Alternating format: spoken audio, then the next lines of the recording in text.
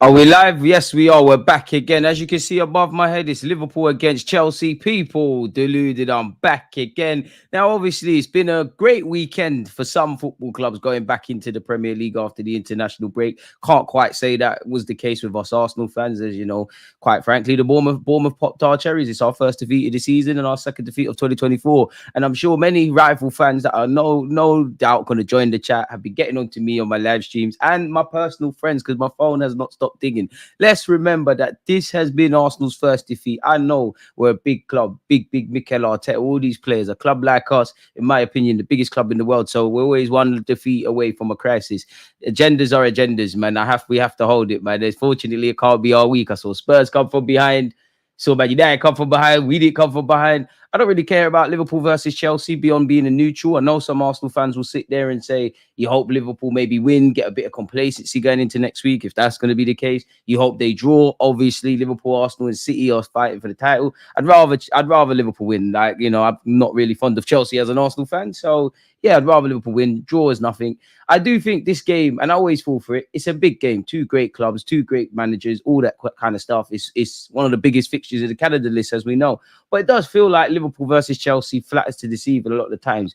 I'm going to go for 2-1 Liverpool. Maybe I even boost that to 3-2. I think we might see goals today. I'll be completely, absolutely honest with you, man. Mark, appreciative to you to tuning in, but for agendas have to agenda, but Spurs calling us bottlers, that's very rich. But then again, maybe it's on brand because you lot are the kings of that. You won the game, make sure you finish above us. It's all love, though. I'll hold the banter today, man. So, yeah, man, how do we think the game's going to go? Smash the like button, all that good stuff. In terms of the lineup, people, I'll bring that on screen for you. Let's start with the home team of Liverpool. As we know, Alisson is injured. City got away with a dodgy VAR one as well. I'm not going to talk about the Wolves game, but yeah, Alisson's out. So they've got Kelly, Van Dijk, Konate, Szoboszlai, Salah, Jones, Gakpo, Jota, Robertson, Gravenberch, who, in my opinion, has probably been Liverpool's best player as a neutral, and Trent Alexander-Arnold, who's still linked with both signing a new deal at Liverpool and also potentially going to Real Madrid. Now, if we glance at the visitors, Chelsea, Sanchez, Reece James is back and captain in the side. And as a neutral, I feel sorry for Reece James, man. Like I feel sorry for him. The man can't buy fitness. You know, unfortunately for as you know, he's done a lot at Chelsea already. He's come through the academy. He's a great player. He's one of the best in his position. A fit Reece James is in the England squad in some capacity, but he hasn't been able to do that. So you've got Reece James, Tolson, Colwill, Gusto, Lavia, Caicedo, Madueke, Palmer, Sancho, and Nicholas Jackson. Mudryk ain't even in the side, people. Ironically, against Liverpool, Mudryk went on that little run against Van Dijk, and Chelsea fans thought he turned up. And I tried to tell Chelsea fans, as someone who saw Nicholas Pepe do that very thing, behave. So yeah, man, big up you lot. Smash the like button. Let me know your thoughts, etc., man. Sorry, people. I had 5-a-side today, and I've just felt thirsty ever since we won 5-a-side, 11-a-side. Apologies, Sunday League. We won 2-1. My hamstrings are finished, man. I ain't played 90 minutes in a minute, man. Me as a fullback. Oh my god, I got assist though. I got assist. It was a basic assist. I ain't gonna guess. I just passed the ball in the box, but yeah. My hamstrings are on fire and I feel dehydrated, man. That was the best water of my life and it's quite warm. But yeah, big up yourselves, people. Big up yourself, Abdul. I'm sure I saw you in the comments of one of my videos. I can't lie. I think if I'm wrong, I'm wrong. But you made a funny joke. I was like, okay, damn, like, I hate the fact that was funny, man. But anyways, as a Chelsea fan, there's a chance we win this game. If we're serious, we should win, especially looking at that Liverpool midfield. It depends how you look at it, because yeah, on paper Chelsea got a good midfield, and to be fair, you know, half of these players were there last season. You just needed some coaching and someone that knows what they're doing. And I don't know how the Maresca thing is going to work, but he seems like he's got ideas, and you're now seeing such. On paper, cool. Lavia, I'm surprised Lavia is playing for Chelsea, man. I thought Lavia played for Liverpool, and to be fair, if we look at Liverpool's midfield, you know, I don't know what a midfield that is really of Szoboszlai, Jones, and probably Gakpo, because you'd imagine, you know, you've got Bellingham, you've got Tchouameni, you've got Enzo to contend with, you've got Zubimendi, you've got Lavia. All Liverpool have some great midfielders. I'm only doing that because I see Marcel in the chat, and yeah, I'm a bit sour. I definitely don't want Liverpool to lose, but that would be the one silver lining, just because this man here in the chat, and he is a mod, so pick him up. He's one of my favorite pagans. We're gonna smack you lot next week, so it's cool, man. Big up DG Mind Games. We're going viral. Hey, big up Young Stray, man. Manny. I thought, why not, man? You know, and we will have an Arsenal therapy stream at some point tomorrow. But well, if you can't laugh, you're gonna cry in it, really and truly. Like we lost, yeah. I'm not happy with the performance. I don't want to keep saying the same things. I feel what annoyed me the most, and probably why the shirt weren't on. I don't like losing. I want to win every game. Nobody likes to draw. But for me, it's about the performance. Once the performance isn't there, if the performance is there and you win, lose, draw, of course, you're going to be upset, but you've got question marks. I don't think we gave the best account of ourselves. I think it was incredibly flat. Yes, there's been injuries and some players have had minutes and others have not. So I wasn't expecting it to be pretty, but you can't defend well. If you don't defend well and you don't attack well, you're in trouble. And I think, obviously, Saliba, quality centre-half, been a donut yesterday. Trossard, the pass is terrible. And I'm not getting at Trossard or Saliba, but that sums up how poor it was yesterday. Credit to Bournemouth because we were rubbish. And as it's going to be, if we, it's more a fact that Arsenal lost versus Bournemouth won. And I think that's quite disrespectful to Bournemouth because they've been in their own bad form. They got a result. Areola spoke on wanting to match our intensity and all of that kind of stuff. And he's a great gaffer. So big them up for Arsenal, though. It's 3 points dropped, man. 3 points dropped. And I don't want to be harsh, but I can only talk facts. You drop points from winning positions against Brighton and also Manchester City. Now, of course, I'm being harsh. We went down to 10 men in very different circumstances. But at the end of the day, we need to chase these points. And boy, you got Liverpool coming up, Chelsea coming up, Newcastle away coming up. Listen, we gave a good account of ourselves in the last 2 years against anyone, but it needs to be triple times the performance, even more than I saw last night. Even David Raya, you're moving mad. Like David Raya, he was doing some fugazi stuff as well. If I'm real with you, everyone was. So yeah, man, everything was fugazi, everything went wrong in it. Like it is what it is. Yeah, man. On to Shakhtar, which we will be doing a watch along, so on and so forth. Therapy session tomorrow. I've already done. I'm sure today a video would have come out for myself as well, like a short reaction of the game. Obviously, we had a reaction stream yesterday, and you would have been part of my watch along. So, yeah, man, we didn't win. Simple. DGC, Man City's lucky win. Hey, it's nice for some. Dead ass forgot what a loss felt like. Broke man differently. That fan show was great. Your head was gone. Mind games, man. It's the performance, man. It's the performance. As I keep saying, it's the performance. I don't like when the performance is there. Plus, I've got to give you a lot of entertainment. I get it. I tried to do the YouTube game my way. We're doing it the other way now. Like, you want nonsense? We'll see nonsense in it. So let's do that. Kickoff is 2 minutes away, folks, man. Big up yourselves. Don't know why I scrolled down there. Well, here we go. I've accepted it, man. Man said Tiana Trent versus Lowski. This should be a good collab. You're a madman, and that might be a pause. Yeah, you're moving mad. I hate that comment, man. Man said it's dark. It is dark. Yesterday was dark. It was dark. Yesterday was a dark day for my club, man. It was dark. And it's one where did it go wrong? Yeah, the red card is the turning point. But fam, like, I swear it was 0-0 20 minutes from the end of the game. Looking back at it, I swear it was 0-0 7th minute.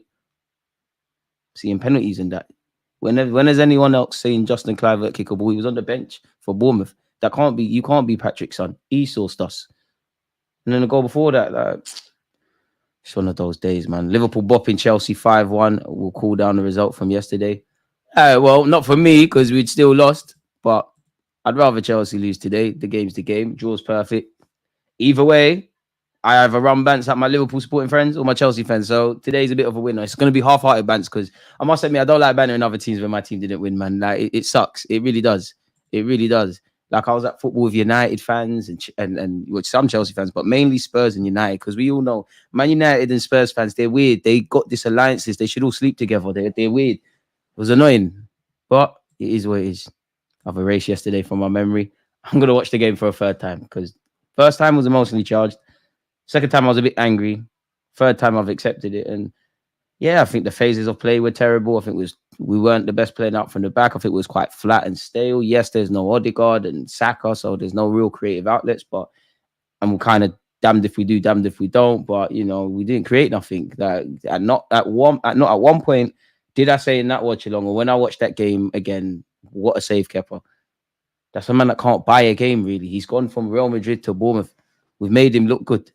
I don't know about you. You lot are better men and women than me, but I'm pretty sure in true match of the day fashion, Arsenal's probably the first game. Not the Man United comeback, not the Spurs game, not all the other talking points I'm seeing happen. Like, I know we was the first game on match of the day, and there's no way I'm watching match of the day if Arsenal don't win.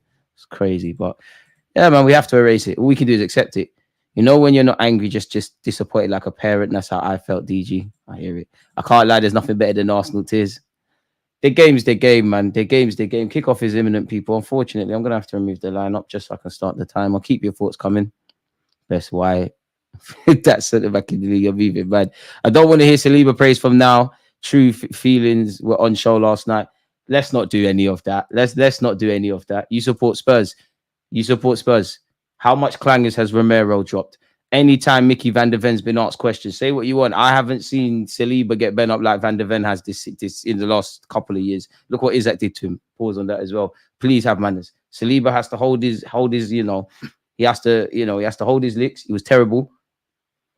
But we forgetting what happened when he went Anfield. Or we forgetting what happened last 2 years he went to City. How much times has Saliba put in man of the match performances?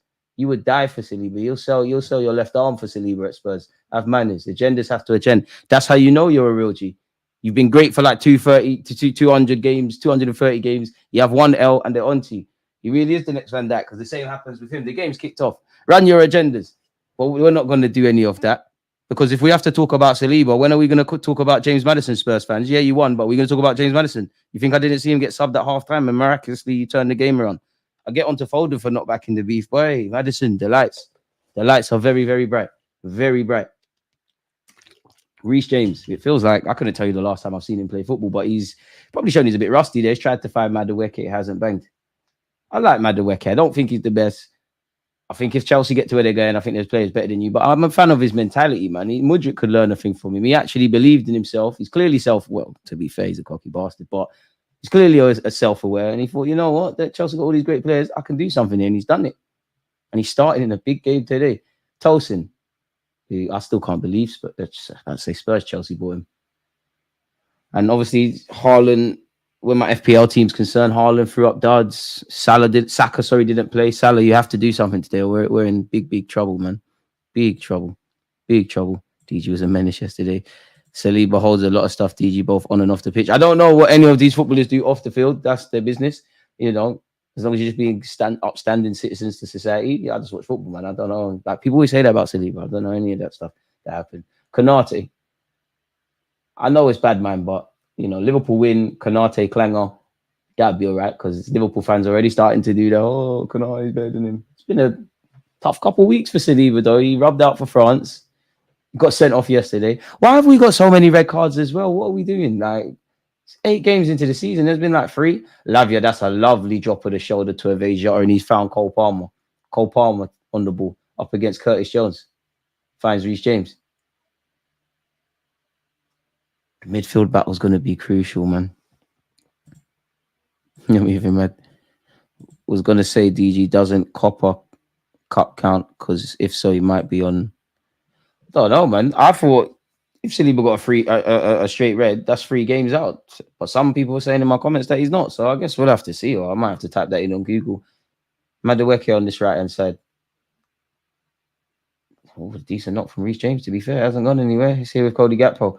To be fair, I think there's goals today, you know. Not right now. I think it's a bit of a cagey start. Both teams are quite solid. There's not too much space. But I think there's goals here today. I'm not going to lie to you, look.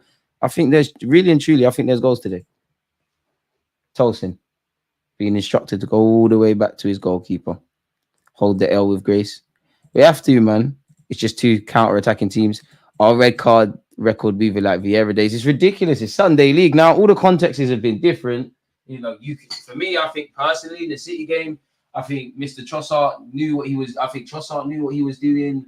Declan Rice technically knew what he was doing. Rules are rules, but I think the rest doing too much. Saliba, he plays stupid games, you win stupid prizes, but it's looking like for a team that's very structured defensively and disciplined, we're not exactly giving a good account of ourselves. Liverpool could score here. No, not with Mohamed Salah. There's appeals for a handball. We're not going to get that. It's a wee thing for Liverpool until they concede. I'd rather Liverpool beat Chelsea, man. Lavia, if he could stay fit, he's got a big call to make. But to be fair, you know, he really would be Chelsea first choice midfield because you got Enzo, got to get Palmer in the team somehow. Caicedo's obviously there. A fit Lavia presents issues. Speaking of Caicedo, he's holding his leg. He's moving a bit gingerly. What's good, DG? Last man red card is 1 match ban. Fair enough then. Saliba's back for Chelsea. Ooh, but no Saliba against Liverpool. Who the hell plays centre half, man? Because my first option, especially in a game like Liverpool, Is Caicedo all right? He's being helped to his feet, but he looks like he's in a spot of bother. For me, if we had the craziest thing I'd suggest, if we actually had another central midfielder that's leveled, I might even consider putting Declan Rice centre back. But for me, it'd be Tomiyasu and Gabriel. You could move Calafiori in there. I know some people are going to cry and say 2 left-footed centre halves. Don't really want to see it, but do you put Benjamin White in there? If Timber is fit, Timber plays right back. And this is we talk about Arsenal. We talk about our defensive depth. It really and truly is being tested. Saliba's red card just made it an even bigger issue. Of course, there's Kivior. Kivior got done dirty yesterday, innit? Got subbed on in the first half and subbed back off. Damn, Kivior. Nicholas Jackson, good hold-up play. Caicedo, the pass to Caicedo in truth wasn't the best, and Liverpool have the ball here. Jota skips past Reece James. And just ran out of play. Hey, Lavia is having some very good touches. Twinkle toes from the Belgium international. Great little knock there. And he's here with Chelsea down this left-hand side. Jadon Sancho, wow. Looks like a new player since he signed for Chelsea. Lavia on the ball. Baller, man. Reece James, Cole Palmer. But Liverpool not really giving much space away, in all honesty, folks. Chelsea are trying to go down the middle. It's not happening. They're finding themselves on the flank. Speaking of flanks, Jadon Sancho. I think that was Ryan Gravenberch. He had no time for that. Saliba got sent off for that. I have to see that. Oh, is VAR going to have a look? Okay, I'm probably reaching. Tolson's been given a yellow card. I need to see that one again for sure. I need to see that one. I need to see that again. Mohamed Salah's tried to find Joe. Nice. I think it's a yellow, but after yesterday's events, of course, no two incidences are the same. But boy, is there a question to ask there? Because I think Saliba should have been sent off his last man, yeah. But one problem I have is some pundits are saying he denied a goal scoring opportunity. Obviously, Ivan Nilsson's probably 1v1, but I'm not being funny. The man's on the halfway line. That's assuming nobody tries to track his run or make a tackle. That's assuming David Raya just stands on his line. There's still a lot to do. So how's it a goal scoring opportunity? But it was a red card. That's the main point. Is VAR having a look at that? See what I mean? The Premier League is mind games, man. Just like that, they've got content. Just like that, there's content. There's Arsenal content now because we lost. Now they're gonna do things like Saka versus Cole Palmer and Emre versus Arteta. Now, obviously, you're gonna be able to wheel out all of those all those ex-referees, and talk about those moments. You got what happened in the City game. You've got that now, and you've obviously got Saliba. The Prem's fixed, man. The Prem is fixed. It's all mind games. I don't think it's a red, but it should be. I'd have to see it again in real time, boy. And I'm not sure, conspiracy theorist, but then again, it does start it's not quite Saliba's because Jota is in his own half. I'm not going to lie, when it was Arsenal and Saliba, and I was watching this on TV, the angles were crystal clear. You could see everything. I'm not quite seeing the same sort of stuff. I think Jota's actually hurt his shoulder, man. Never a foul, ref. Red.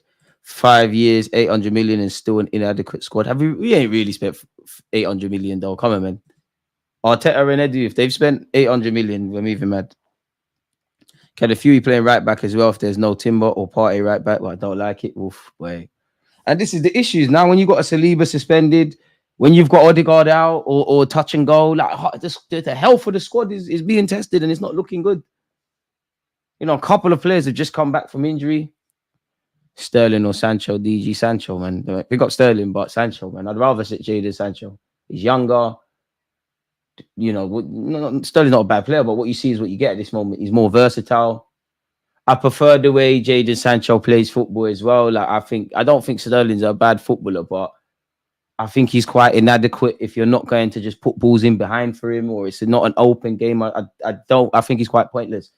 I'm not saying I necessarily like good play from Reece James here. I'm not saying I necessarily like Jadon Sancho on the right-hand side, and I might just be making this up. But for me, Raheem Sterling on the right-hand side is quite horrible and quite basic and quite predictable. If it's not really down the left, I don't really want to see it, if I'm honest. So, Jadon, man, he's doing all right at Chelsea.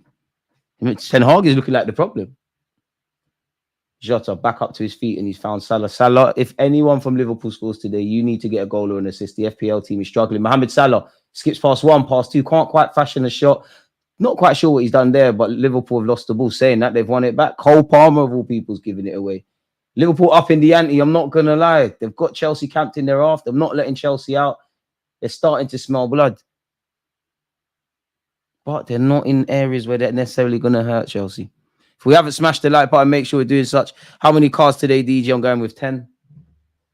I mean, one incident could put it into life, but I'm going with 5. There'll be a couple of tactical fouls. It's not quite what... Like, I don't feel Liverpool-Chelsea that fiery anymore. There was a time this was a very fiery fixture. Like, it had a lot of contexts behind it, but it's not really like that today, is it?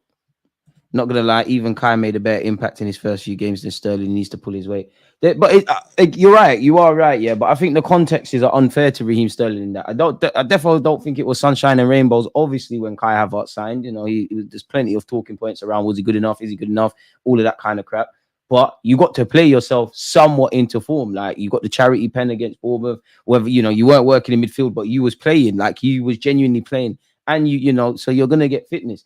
Sterling got alienated from Chelsea before the season kicked off, in the first 3-4 weeks. So you're already playing catch up. You do not walk into Arsenal's team because you're not better than Martinelli necessarily, or Saka, or necessarily a better option there. You're not good enough to be playing in Odegaard's position.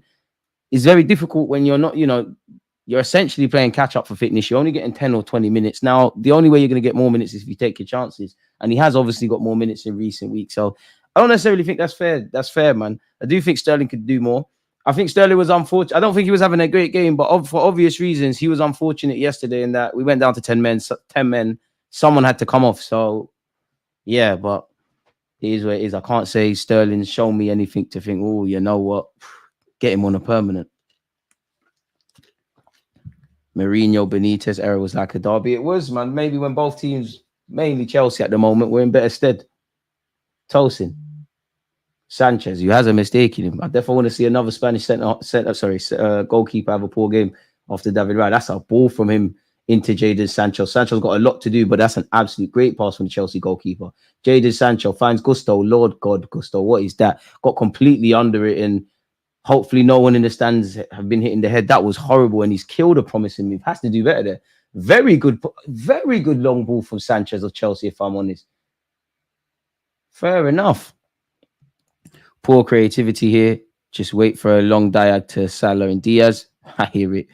Chelsea, IC3 FC today. Big them up for that. Other than that, beg them lose. I'm still fuming. I'm at the point where Arsenal's concerned. And I don't want to keep bringing it back to Arsenal, but acceptance, man. Like, you go through anger, you go through anguish, you go through that what if, and if we did that, and why did we do this? Levi Cole is moving mad. He's got away with that, but that was a bit shaky defending from a quality centre half. And Gusto's probably saved him. Chelsea really struggling to get out their half. That's probably why that Sanchez ball, it was nice to see from a Chelsea perspective. There might be a couple of times they're going to need to do that a bit more. Still 0-0. I mean, normally this is how this game kind of plays out, but I did expect it to be more fast-paced. To be fair, of all the games I think I've watched in terms of pace, I'd probably say Spurs West Ham was probably the best one. I feel that was relatively gripping from pause. Definitely, from start to finish. Reece James. It's a bit slow from both teams, if I'm honest. Madueke on his right-hand side. Can't lie, I rate the way Madueke went about his career, man.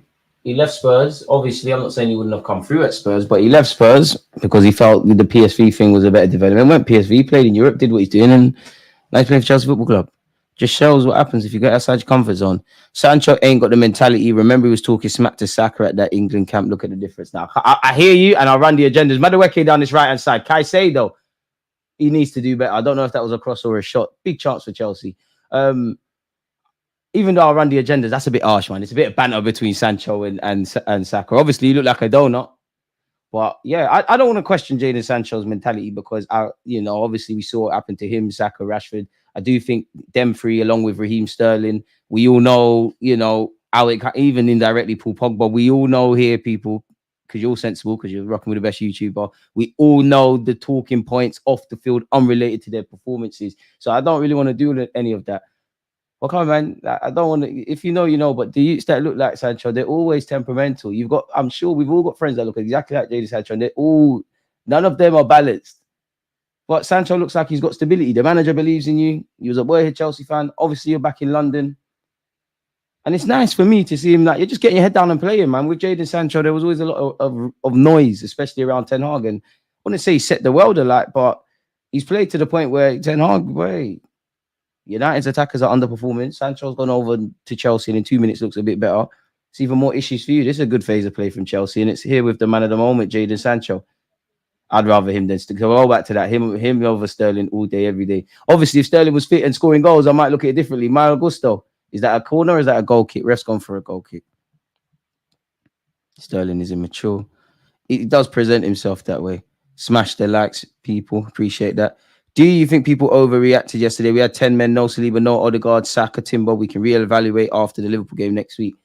Yes and no. Obviously, where you look at social media or just football in general, you know, football is one of the few things that gets people in their super emotions. Me, myself, you know, very balanced people can lose their heads over football. So probably there's an element of exaggeration. There's a reality where, you know, we have to keep some common sense. It's our first defeat of the season. Obviously, it's our second defeat of the year. It's probably come at the wrong time because if Liverpool win, obviously, and City have won, it makes it look a bit crazy, especially going into the Liverpool game. And yeah, you're right. We've got no injury. We've got injuries and missing players, but to a degree, how far does that go? Everybody gets injuries. We've seen this movie play out. Mikel Arteta last February sat there and said we've got one of the smallest squads in the league. Looking at the summer, we did address certain areas and positions we needed, but did we improve the depth? No, we didn't. Defensively, we did, and that's the one thing being tested. For me, it's more the performance against Bournemouth, man. Like it was flat. That's the you know that's the best way to put it. It was just flat. Yes, there's a lot of reasons. Oh, Reece James. Nerves of still to find Lavia. I think Lavia started very well today so far. Gustav has found Jadon Sancho. Sancho up against Trent. Trent's won that. I think he's actually cleared it out for a corner inadvertently, actually. Lavia started very well, in my opinion. It's not doing anything eye-catching. Like, if the game ends 0-0, no one's going to remember it. But Lavia's looked very positive in how he's shown for the ball and what he's done with it. Exactly. They're always tapped. Like, if you know, you know. They always tapped. None of them are normal. None of them. They're either extremely soft or very volatile. Them look. Squad depth, man. Set up some fugazi lineup, asking players to play like the first 11, not the same profiles. I agree. Yes and no. I think there's got to be some intangibles, regardless of who goes out there, that you want to replicate, regardless of what 11. And I disagree a bit because I don't think Arteta is an idiot. You know, you've gone out there with a more industrious midfield than one we're used to. You obviously know there's no Odegaard.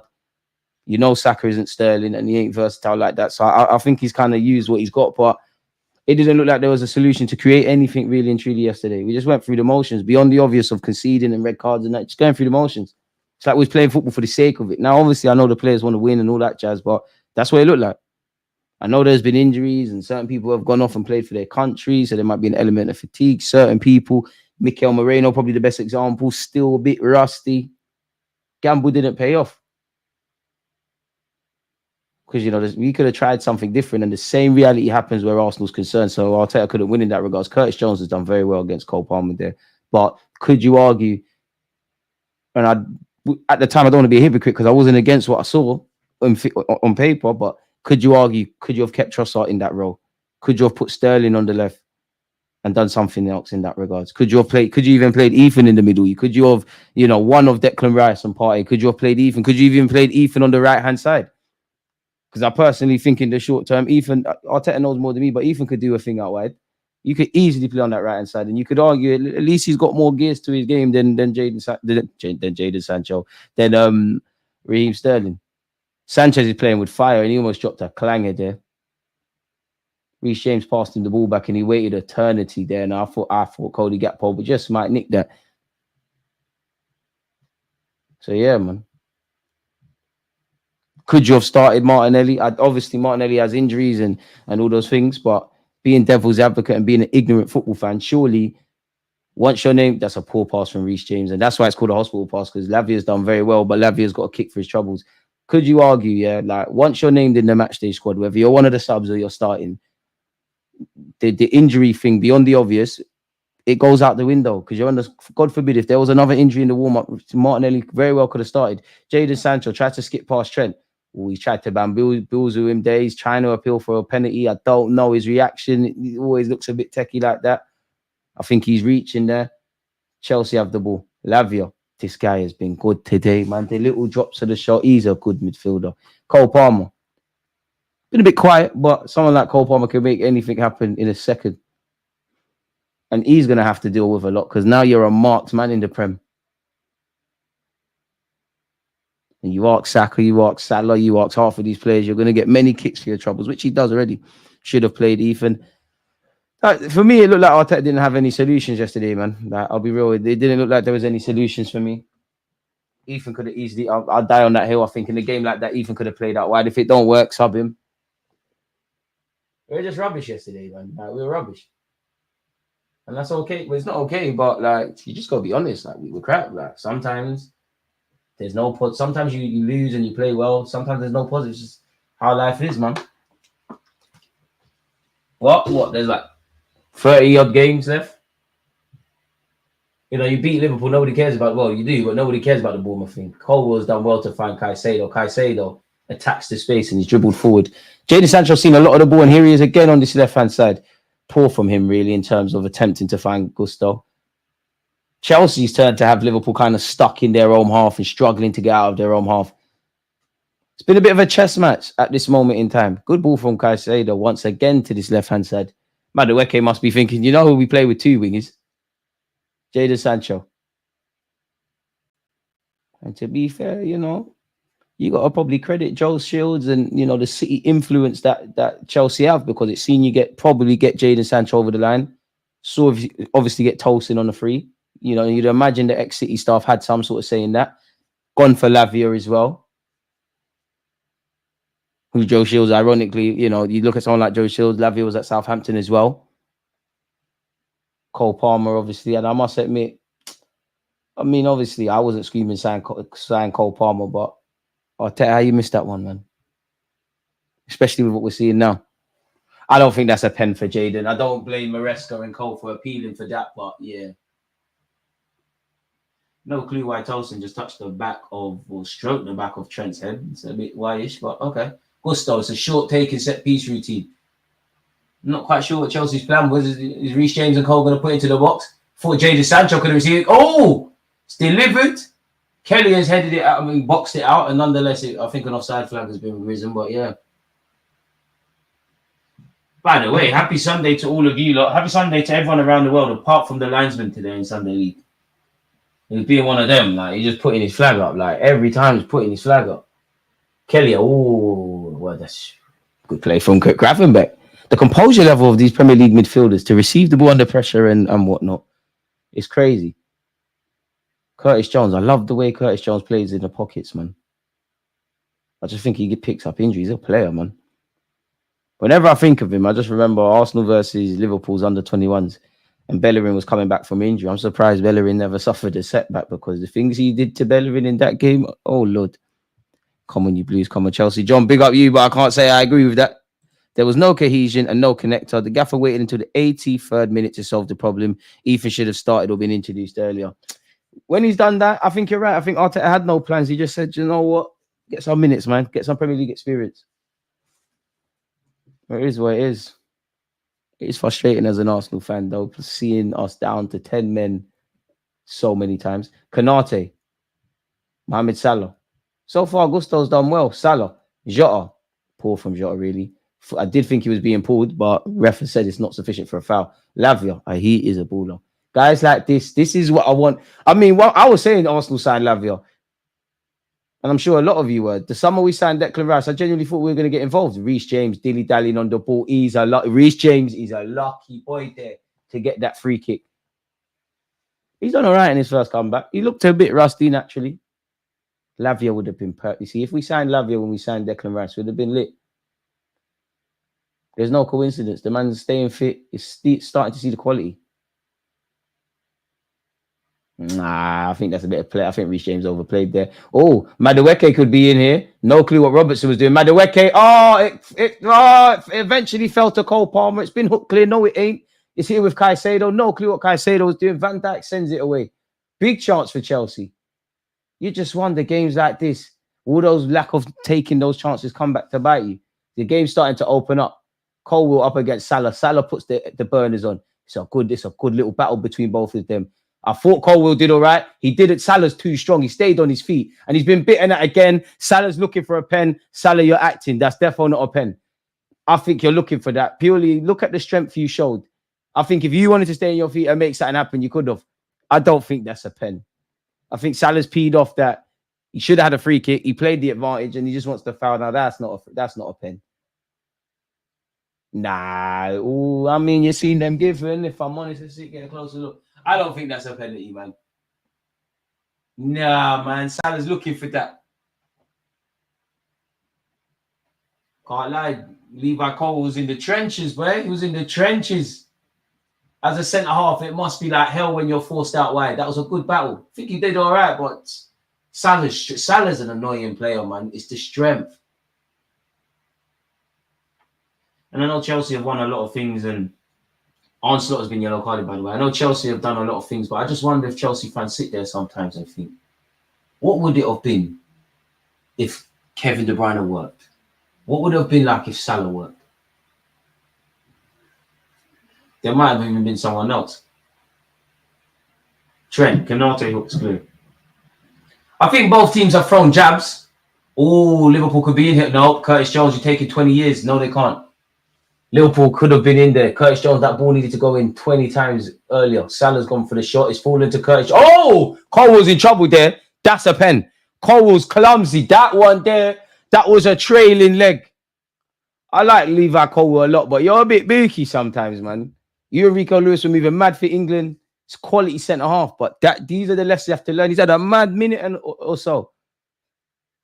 He's definitely caught Curtis Jones there. He swung a trailing foot. Yep. The ball was running away from Curtis Jones nonetheless. Colwill's had a swipe at it. That angle looks like he got the ball, to be fair. It looked like he had a swipe and it's a pen. The angles are confusing. That angle, the last one Sky Sports showed, for me, that looked like personally won the ball. The others, my immediate reaction, that looked like a penalty. Is VAR going to have a look? I don't know. Mo Salah. Salah, don't mess around. Don't mess around, Salah, please. Salah, don't mess about. FPL, Gakpo, give it to Salah, please. Don't mess about. FPL. Gakpo, you look scared, man. Give it to Mo. Wonder how many Liverpool fans there are called Mo. He must be one of the most, bare children must be named after Mo. I don't know if they'll call their child Mohammed, I forget, but Mo 100. They got Mo Salah and he's about to take it. Can he score against his former club? It's definitely a pen, man. Trailing leg. He went down too easy first time. I told man that Paul was just a counter-attacking side. These Dutch coaches, to be fair, they were a bit of a counter-attacking side under Jurgen Klopp. There's been another yellow card. Who's he giving that to? Nicholas Jackson. I have a bad feeling about Salah, What do you think the final scores will be today?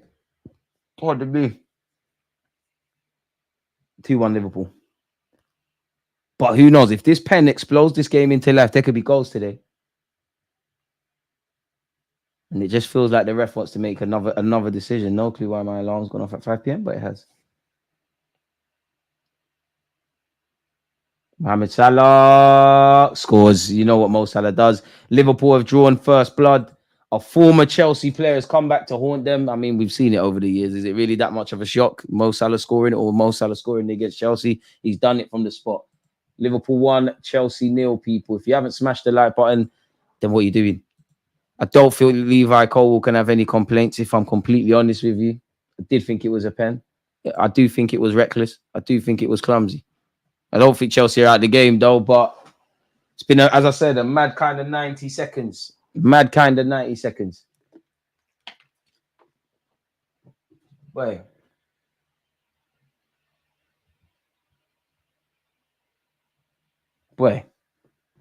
Liverpool barely been in Chelsea's box, barely put in a cross, get one chance to score. That's the name of the game, though, man. Pretty soft. If I ref, I don't give it as the ball's never in control. It's a soft one, but boy, you gave the ref a decision. I think I give that. I'm not gonna lie, if that happens against Arsenal, I'm gonna be livid. But I want it if it's happened in an Arsenal game. I think that's the end of Jota's day. If I'm honest with you, Jota looks like he's coming on off. Apologies. The Darwin Núñez looks like he's coming on. He's quite chaotic. This is a game for him. We should start playing with 10 men. No point playing in 11 in the EPL. Better refs in the champs. City goal standing topped off the week. We're actually good. Yeah, well, you're going to have to show how good you are and come from behind, aren't you? Not only depth, but quality on the ball in particular. Where the ball is, Mikel Arteta accumulated a squad of 6'2" tough guys, started 4 centre-backs and 3 CDMs plus Bean Polkai harsh. Yeah, man, where are the ballers? That's a big shout, man. Like, we don't play the ball around enough. It looks like Arne Slot's being spoken to again. He's, I don't know if the ref has bullets big enough, but he might deem him, on the yellow, send to the stands. Konate ducks out of a header, clearly after being called by his keeper. And it's here with the Liverpool keeper. Liverpool 1, Chelsea 0. Play. Konate. Darwin Núñez' first touch is a good one to flick it on. Mohamed Salah attempts to play a give and go. To be fair to you, Mr. Sanchez of Chelsea did very well speedily to get off his line there. Darwin looks like he's on this. I don't think Chelsea are out of it, but who knows, man. That goal might be the spring Liverpool needed. DG putting in the work. Keep it up, my guy. Appreciate that. DG, what's 19 times 5? Ask a teacher. Liverpool could be in here. It's a corner. Ask a teacher. I don't know. Loud up, man. I've got a C in GCSE maths, so I don't need to do that again, man. Harsh but true. Just because it's soft, though, doesn't mean it isn't one. Especially to the Arsenal fans in the chat. Just because it might be a soft red card, which we've seen numerous times, or a soft penalty, doesn't mean it's not one. You could argue a game of this magnitude, maybe the ref could be a bit sensible, but then I'm never one to defend referees, but then where do you draw the line? Is it a pen or not? And I do think penalties is a grey area in itself, but is it a pen or not? I think, Social Join said, I think it's Curtis Jones is lucky because he's actually miscontrolled it and he's got fortunate. And I know Curtis Jones weren't necessarily looking for it, but Arsenal, these are the things we need to do. Leave training legs. Curtis Jones wins the header. Darwin Núñez, Curtis Jones. Liverpool are on this and Chelsea could be in trouble here. Mohamed Salah. Oh, it's 2-0. Absolute football. Cody Gakpo's had a look. I don't know if he believes he's offside and the flag's gone up. He tried to not celebrate too much, not look at the linesman. He had a little look. Chelsea need to wake up. Chelsea need to wake up. Chasing shadows. Is Salah offside? He probably is there, Good play from Liverpool, but it don't mean anything. To be fair, and I think Cody Gakpo knows it as well. I'll be brutally honest. I think that's a good call from the linesman. Reece James. Chelsea look a bit like, not shell-shocked, but they've gone a bit flat and gone in, being a bit reserved since conceding. You do that at Anfield, you're in trouble. Curtis Jones. Throwing for Chelsea. I don't know why they keep looking at the linesman. To be fair, the man got the cool spot on. Is Saliba eligible for Shakhtar? Yeah, he is, because it's got nothing to do with the Premier League. It's in the champs on Tuesday. Looks like Chelsea don't like fast tempo and transitions. 95. All right, Raz, allow me, man. Allow me. Content. Mathematician. That's what we got you lot here for. That burnt, though. That means you expect better from me. Brazy Jackson's playing. To be fair, he's working with scraps and he could be in here now. To be fair, Nicholas Jackson, he thought he was getting Chelsea back in the game. He's appealing for a corner. Maresca's going mad. I don't know. First time round, I thought that was a goal kick, but I'm not on the ground, as you lot know. Good play from Chelsea, to be fair. I thought Caicedo asked a lot of Jackson. Nonetheless, he did all right. Does that hit Konate? Does he have a case? Clearly not. Just under 15 minutes into the end of this tie, folks. For some reason, there's 2 balls on the pitch. Not quite sure what happened there. Is this elite time wasting from Liverpool? Is this dark arts? I rate it if it is. And Liverpool have got proceedings restarted. Van Dijk. Goal kick to Liverpool. As Canada of Cole Palmer's Chelsea press high. No, I haven't played Roblox, bro. These fast breaks, getting them. Saliba shouldn't play Tuesday. Just prep the centre-back partnership for Saturday. Can't keep playing guys making mistakes. It's true, but at the same time, I'm not being funny. I'm not saying you, but like, bro, we need to win that Champions League game, man. Like, we won. We got 4 points now. You beat Shakhtar. It looks a lot better. We've got Inter coming up. I don't know how fit Timber, White, Calafiori's had a lot of minutes for club and country. We're asking a lot, man. Slightly could play Kivio. If Kivio can't play against Shakhtar, we can't get 3 points. Something's really wrong with us. Really, really wrong with us. Mohamed Salah, look at the bro. I keep saying it, but you see, Mohamed Salah is way too strong. Playing against him you can't get tight because he'll turn you. He's strong, you can't wait. So if you get in a foot race with him, you're finished. All you can do is just show him onto his right foot and hope for the best. Doesn't give up as well. Premier League legend. He might not be the sexiest footballer to watch with a ball, but quality. Is Saliba missing 1 or 3 games? I'd assume 1. Calafiori centre back against Liverpool. I don't know, man. I don't know, because some people cry about 2 left-footed centre halves. You could go Calafiori, Gabriel, obviously White and Timber. You could put Timber or White in at centre back. You could put Tomiyasu there if fit. Kivio is obviously an option. Left field choice is Declan Rice, and then you put Declan Rice centre half. Just let Partey and Moreno control that. I don't know how fit Moreno is. In fact, you know what, Moreno, I don't think. Part of me still wants you to start against Liverpool. I actually want to see that midfield against Liverpool, but nah, like you look off it, man. I think you keep getting your minutes. Got significant minutes yesterday. Keep getting your minutes. I think your first start comes against Preston, man, and then we take it from there. It's difficult, man. Line up for the Liverpool game. It's a long way away, man. It's a really long way, really, really long way away. As you know already, it's a long way away, but if Tomiyasu's fit, he's centre half with Gabriel.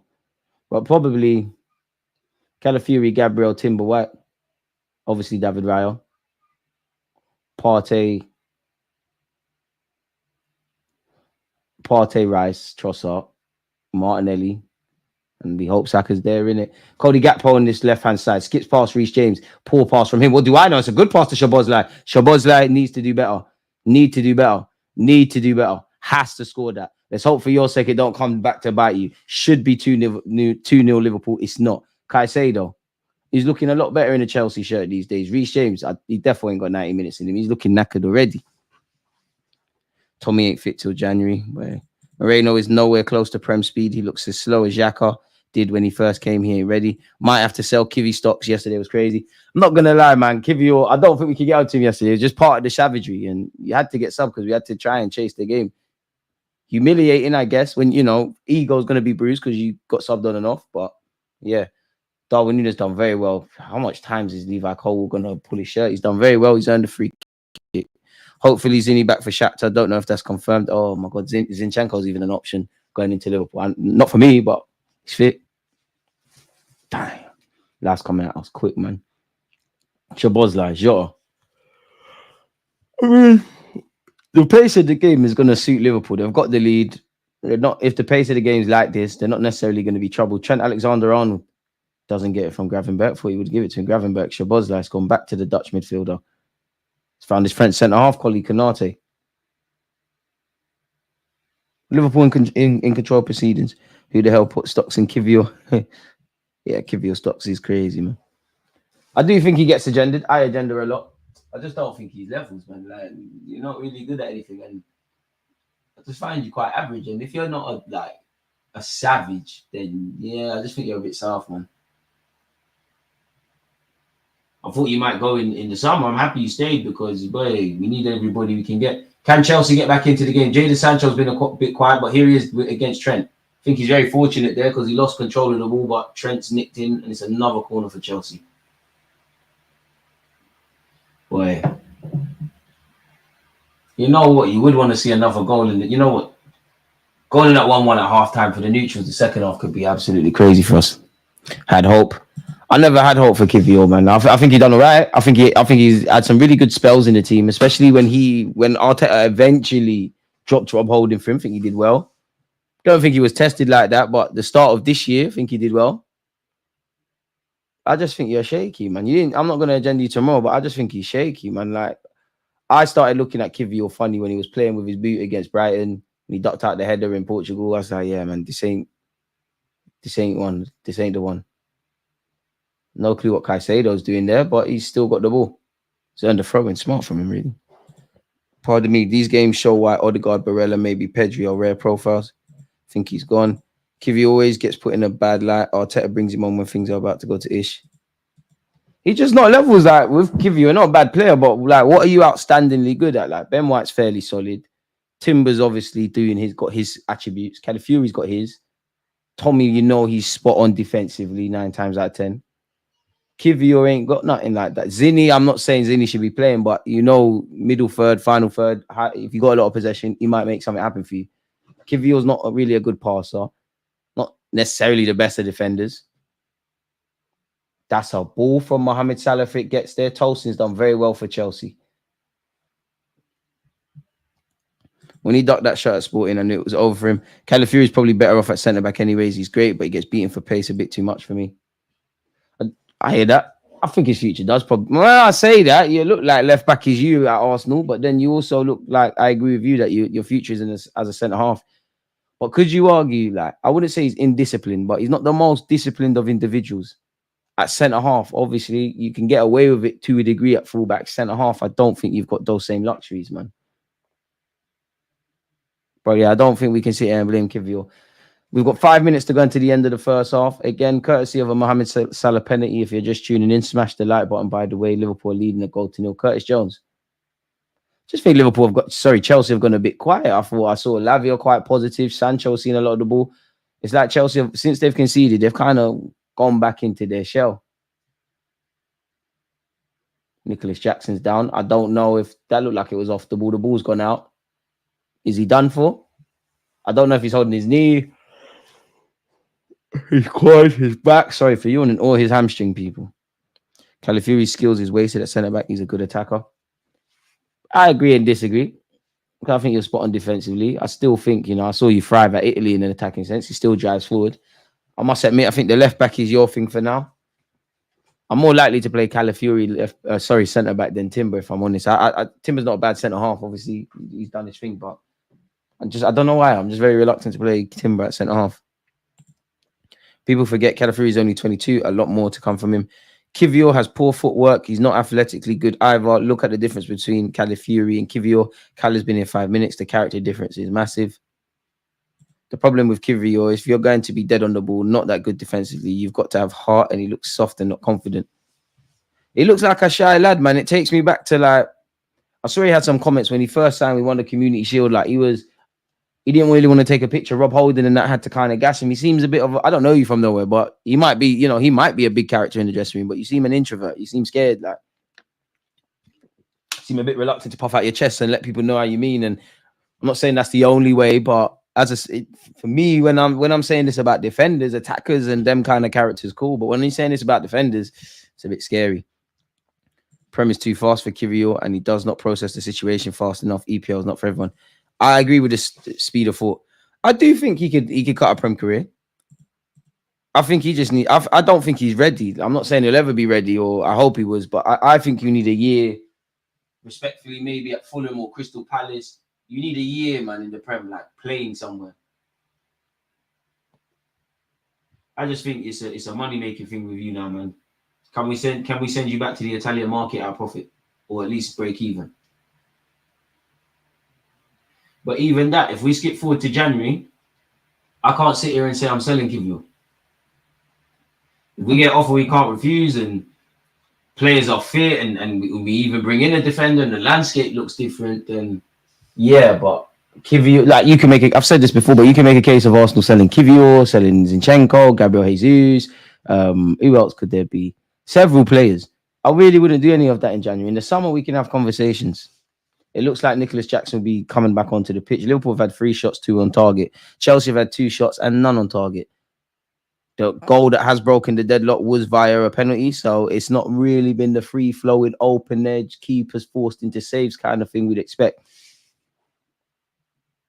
Only thing that will salvage this weekend is 5-0 battering of Chelsea. Too many of my ops have succeeded this week. Hear it. Sell Kivio or send him on loan in Jan. I don't know if I would do that because Zinni's injured all the time. Tierney's probably going to cut. Tomiyasu, you know he's picking up knocks. Obviously, I would describe Calafiori, Benjamin White, and obviously Timber as fairly durable, but they've had their own knocks, and I don't know what it looked like in January. I think you have to hold on to him until the summer. Now, if he says he wants to go, which again, you wonder how long is Kivior going to persist in this role he has at Arsenal. Only thing is, we paid 25 million for Kivior. Yeah, and is anyone going to be queuing up for that? And for all the links he had in the summer, Bologna, you've some on loan, some permanently, but Bologna, Inter, Juventus, AC, even Sevilla. Maybe Arteta said you're not going. Maybe he doesn't want to go because he thinks he's got a sweet gig and he thinks that, I can get spots here in first team football. But maybe the rumours wasn't quite the same as what was going on. It's a great run from Lavia here. It's not the best of passes. Gusto's done well to keep the move alive. Jadon Sancho. The two players who I said have gone a bit quiet in Gusto and Lavia. Apologies. Jadon Sancho and Lavia. Gusto's on the ball here, though. Lavia, he's a player, man. I'm having Lavia at Arsenal. I'm having Cole Palmer at Arsenal. I'm having a fit Reece James. I'm having Caicedo. How long's been added on? 3 minutes? My guess is 3 minutes. When are we going to find out? 5 minutes. I was wrong. Big up to anyone who got that right. Madueke on this right-hand side. All the touch was baggy there. It's a good tackle from Robertson. Chelsea have a corner. We Arsenal don't do good business. We can't sell Kivior. We don't have enough cover. And this is what I mean. Well, I'm sorry to keep making this about Arsenal when obviously there's fragilities in the side. I don't think anyone thinks we've got perfect depth, but we sit here and praise how Mikel Arteta, especially when everyone's fit, we praise how Arteta and Arsenal have assembled the team. Have they really assembled it in the best possible way? Because it does feel like, to a degree, as a fan, we're not learning from our mistakes, especially around depth. Cole Palmer's corner is a decent one. No clue where the blue shirts were. Robertson. Thought someone could have told Robertson he had time. Darwin Núñez. Caicedo takes no chances. Chelsea gifting the ball back to Liverpool. And this is what you don't want to do, especially on the transition. Mohamed Salah plays a pass to Darwin Núñez with the outside of his boot. Darwin Núñez. Curtis Jones. What the heck? Never. Another penalty. That's a shag. Chelsea got shagged. I'm here for it. Yellow card for Sanchez. I'm so here for this. I'm so here for this injustice. I'm so here for this. But I'm not going to lie to you lot. That's a shag. Curtis Jones is ramping. I'm not going to lie. As a Chelsea hater along, I'm here for what you're doing, Curtis Jones. We was linked with you in the summer. Signed for us. If I put on my neutral cap, that's a shag. I mean, there's contact, but Curtis Jones is looking for it. I mean, it's smart from him. That's dead. That is never a penalty. I'm here for it. I therefore hope it is a penalty. Chelsea fans, don't get it mistaken. I'm not on you lot side. Arsenal fans, we like to cry and think we're the only ones that suffer injustices. But when Arsenal fans tell you about the refs and the shaggeries, you lot say we're the boys and girls who cried wolves. I'm here for this. VAR has to have a look, man. Sanchez got the ball as well, like the replays. That's a shag. I think Curtis Jones was effing about, if I'm honest. This ref is keen to make it about him. He's gone to have a look. That's a zang. That's never a penalty. If that's given as a pen, if he goes to this thing and he looks, let me look at this.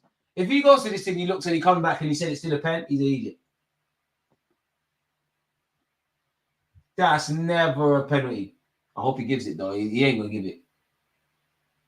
I think he's been briefed.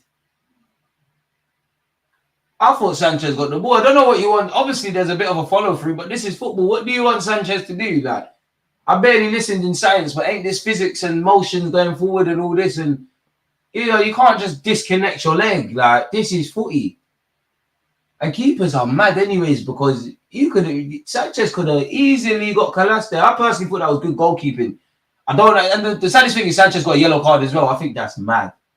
There must be a mandate. Because I'm even seeing it in Sunday League. There must be some sort of mandate with referees at all levels to give yellow cards and mad things. There must be bonuses. I hear it. Christmas is around the corner.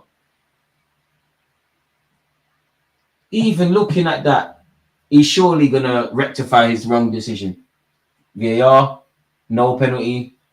Go and say sorry to Sanchez then, because then there can't be a yellow card. That was madness.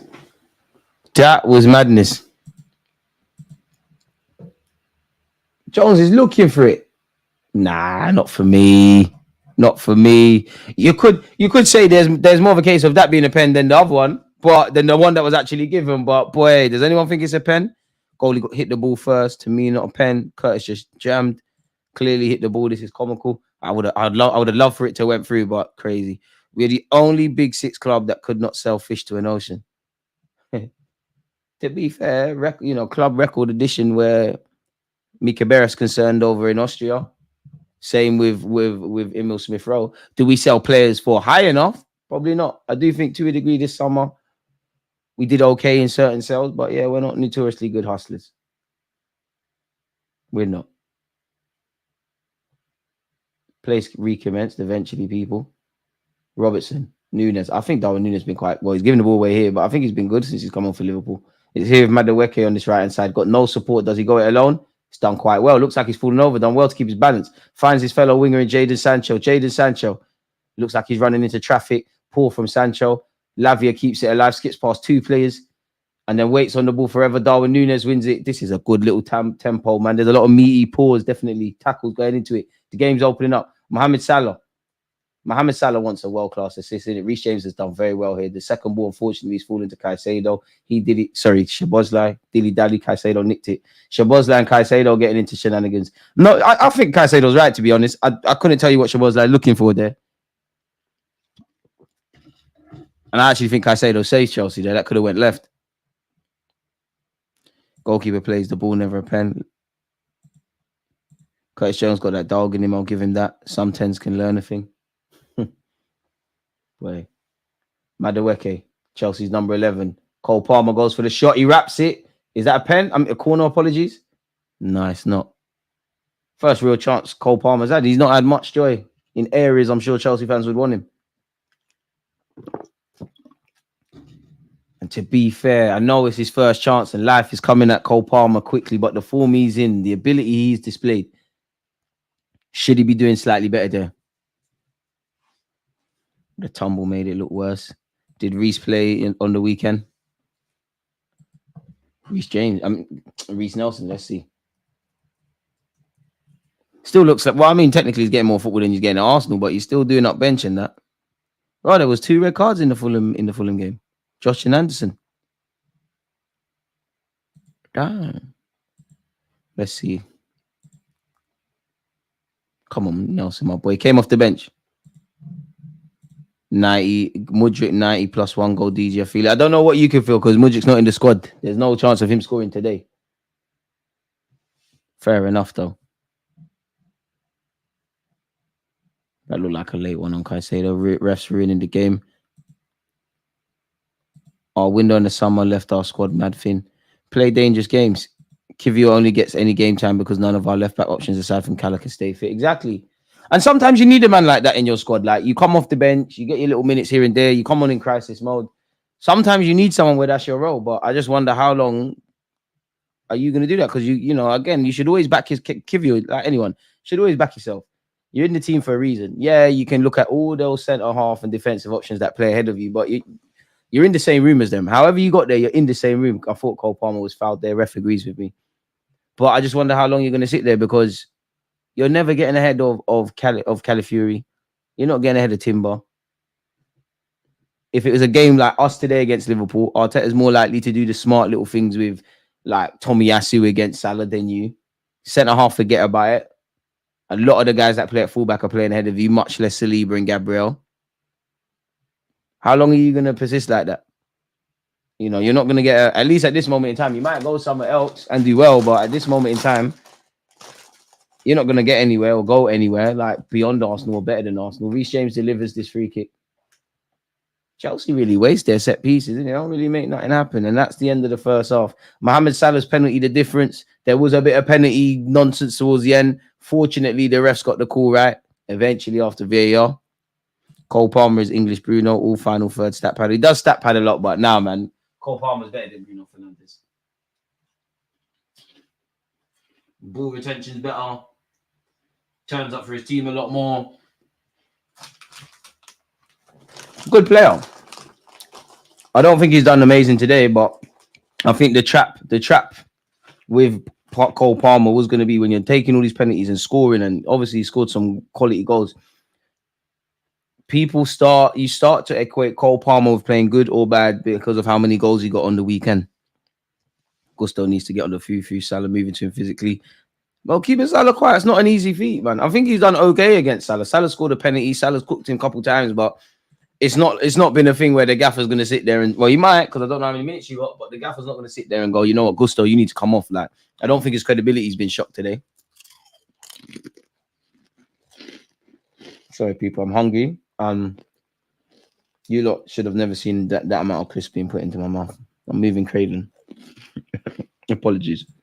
I just remember we're live. Chelsea's incoming from last year, not used to playing with James DG. He's ruining chemistry agendas. Bruno would be godly in this Chelsea team. Sancho is bad DG. I've never seen a teammate more reliant footballer before. I think you're being harsh, man. I don't think Sancho's done anything amazing, but I think Sancho's been fairly positive today, man. He ain't set the world alight. You can make a case of, I think Pedro Neto's on the bench. If the game opens up, do you go for someone who's a lot more direct? But I don't think he's been terrible. A bit harsh, man. Paul Mikel, man, for sure. Would you take Noni at Arsenal? Well, the current state of Arsenal, yeah, you can come be part of the squad. I'm not going to lie. You've got a bit more at this. The current version of Raheem Sterling, Noni Madueke has got a bit more about him in the way he's playing than Sterling. You know, left foot on the right hand side. It's not Bukayo Saka, but we can mimic something. Sancho is pure aesthetic eye test. Love it. Sancho's a baller, man, but I think he plays within himself. I think now he's got some stability. The manager rates him, and that now we're going to see. But this is what I mean. You can have all this potential. When you're going to realize it, because you're not better than Cole Palmer. You're not better than Bukayo. Where the English players them are, you're not in the conversation with Foden, even though Foden's got his own thing. Where the English players them are concerned, Sancho was meant to be the guy. Like, he's a quality player, but you're slightly a champagne Reece Nelson, like deep it. Him and Reece Nelson play exactly the same. He's better than Nelson, but they play exactly the same. Hudson-Odoi, Reece Nelson, Sancho. When you saw these players coming through, I'm not saying they would have been worldies, but I genuinely thought, I mean, they're all doing well. They've all played for big clubs. They've all been around big clubs. Not Sancho. Hudson-Odoi won Champions League. Sancho's doing his thing, but you'd have thought they'd have been a lot better, man. Those three players, we're talking about England squad and all those things. You would have thought those names would be the names, not necessarily the thing. Chelsea's good tactics allow him to be isolated with Trent 1v1, but he never runs at him with intent. I hear that. I think he's been positive, but I don't think he's tried to do him damage. I did it again. And plus, I personally think Sancho's misprofiled.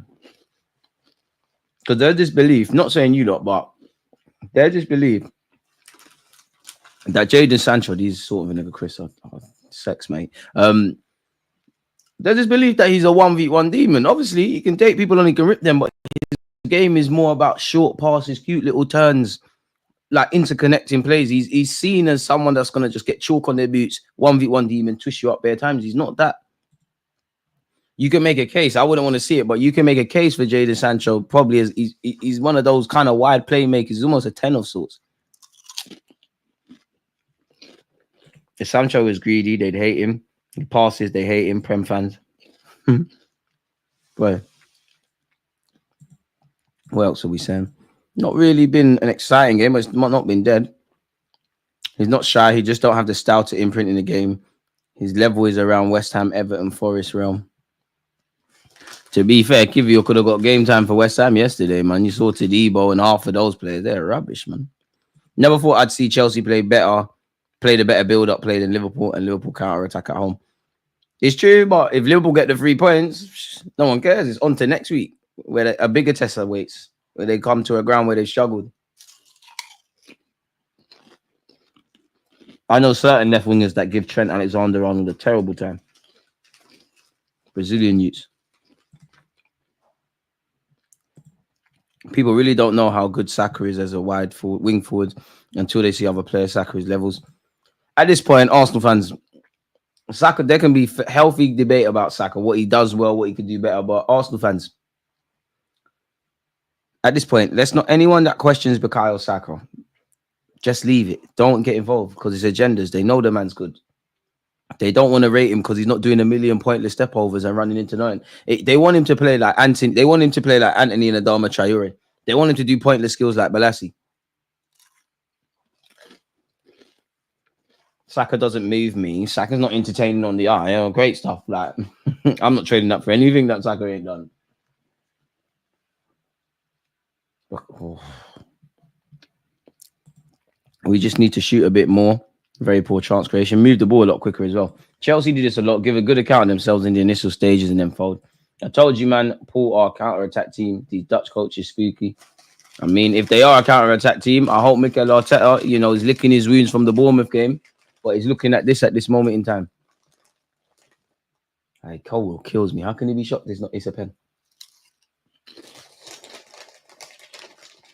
And what a penalty that was for Mohamed Salah, man. I'm not gonna lie. Do you know how much bollocks you have to take a penalty? Sorry for talking my mouth in the Premier League. Fair enough, it's at your at your home ground and that, but millions of people watching in the world, thousands at the Emirates, at Anfield. It's a madness. I hate penalties. Penalties are one thing in this world that will make me fold. Like my biggest fear would be getting to a cup final. I'm still on the pitch and it goes to penalties, and it gets to the point where everyone has to take one. It's scary. So scary. The goal starts getting smaller, starts sweating. The keeper looks bigger. It's all psychological. The posts start moving. It's scary. I hate penalties. City won, folding GA probably did. Nobody ain't worried about that Peruvian man. You got left wing. That guy ain't Brazilian. One thing, Martinelli. You saw what your manager said. I haven't seen Arteta come out and talk about Trent. You see what Mikel Arteta's former rival Jurgen Klopp said about Martinelli. You seen what Ronaldinho's saying. You say what you want about Martinelli. He would thrive at Liverpool. He's better than Cody Gakpo, man. I don't care what the goals are saying. Chelsea in that era where their defenders play them every game. Stops being a team when the shootout starts. I hope your Sunday is good to you, DG. Rest and relax. All the best to you. Corey, right back at you. Appreciate the kind words, man. We need to score one more and put the game to bed. Pardon me. 2-0 probably does it. At some point, though, the longer the game goes on, whether it's 2-0, 1-0, what, Chelsea are going to have to sit there and say, you know what, we'd rather lose 2-1 or 1-0. They're going to have to pull people forward. And again, space opening up, inviting Liverpool on the counter. Liverpool very good on the counter. Crazy.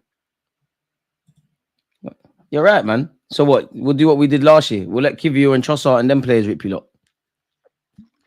It's all cool, man. Dead. Stops being a team game when the shootout starts. Amen. People, give me 30 seconds, man. I need some more water for this second half, man. Them Chris made my mouth dry. But yeah, we haven't seen bangers. I can show you one, though. Against this right back, Charlie's definitely.